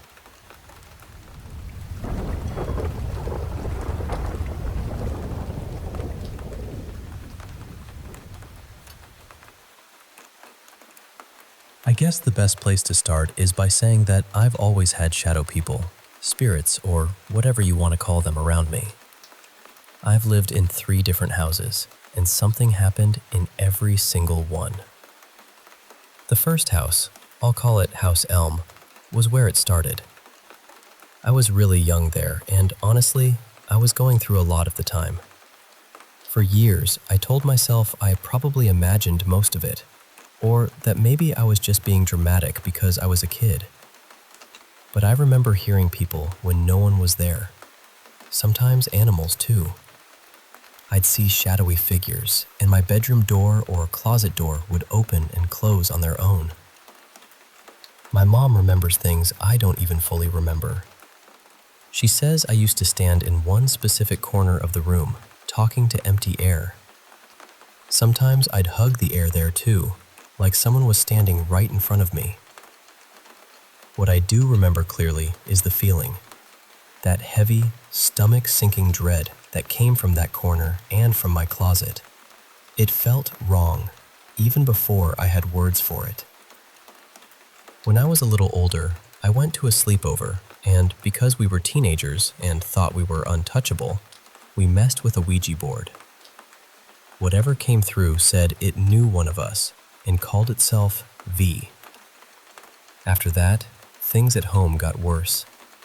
Electronics would turn on and off by themselves. Objects would fall for no reason. Things disappeared and later turned up in places that made absolutely no sense. We lived in House Elm for around 9 years. The second house, I'll call House Laurel. That's where the shadow people became more frequent. I heard voices a few times too. Eventually, I got tired of being scared and started talking back whenever something happened. And it seemed to respond. Things kept moving, but now it would happen right in front of us. My mom's phone got thrown off flat surfaces more than once. Doors slammed. Lights acted strange. It started bothering the dogs too, which bothered me more than anything it did to me. Around that time, I started learning more about Norse paganism and experimenting with witchcraft. I saged the house often with lavender bundles, burned incense, made protection jars, and did quite a few protection spells. That was also around the time my mom really started believing something was going on. There was one room in that house that gave me that same bone-deep fear I remembered from childhood, but nothing especially dramatic happened in there. The rest of the activity was mostly doors opening and closing, lights flickering, things going missing, or stuff being tossed around. Sometimes I felt like a hand grabbed me. Sometimes I heard whispers right next to my ear. but after a while the fear faded. I got used to it. I talked to it like it was some strange, annoying roommate no one had invited, but everyone had learned to live with. We stayed there about 5 years and moved out right before my senior year of high school. Now we're in our third house, where we've lived for about 3 years. At first, everything quieted down. I cleansed this house heavily with lavender, burned incense often, and kept up with the same protections I'd used before. But eventually, the activity came back. I talk to it more now, whatever it is. I sometimes call it our little traveling house spirit, because it honestly feels like it followed us from place to place. And it does seem to acknowledge me. There's one specific light it loves to mess with. We've changed the bulb probably 7 times. My dad checked the wiring. There's no obvious reason for it. But when I tell it to stop, it usually does. Usually. Sometimes it starts back up like it's testing me. My mom has started seeing shadow figures upstairs, or hearing someone moving around when she's home alone, and both dogs are right there in sight. It seems mostly focused on me though, probably because I'm the one who talks to it the most. About 30 minutes before I started writing this, something got thrown across my room pretty aggressively. My room is honestly a disaster right now because I've got about 5 different craft projects spread across the floor, so I couldn't even figure out what went flying. My back was turned, but I saw movement out of the corner of my eye. Whatever it was went behind a bookshelf and moved the curtain. Then I heard something hit a stand nearby. I tried to look around without knocking into my projects or disturbing my altars, since they're over on that side of the room, but I couldn't see what had moved. So I took a break and went to the bathroom. When I came back, my oddity cabinet was open. That cabinet has a pretty secure lock. There's nothing inside it right now, and nothing nearby could have knocked it open. It was just open. My partner thinks it might be Loki, but I really don't feel like it is. I do work with Norse gods, specifically Freya and Loki, but this feels different. It feels more paranormal than divine. I'm not afraid of it, and I don't really want to get rid of it. I'm mostly just curious about what it could be. It might also be worth mentioning that I sometimes have lucid dreams involving angry or vengeful spirits. I've always felt watched too, though part of that could just be anxiety from other things I've been through. When whatever this is starts messing with me or the dogs, I speak to it pretty sternly. Not always politely either. I'll say things like, "Can we not do this today?" Or, "What are we doing right now?" Or, "Give back the thing you took." And weirdly enough, that usually works. So I'm wondering what this could be. Something attached to me? Something attached to my family?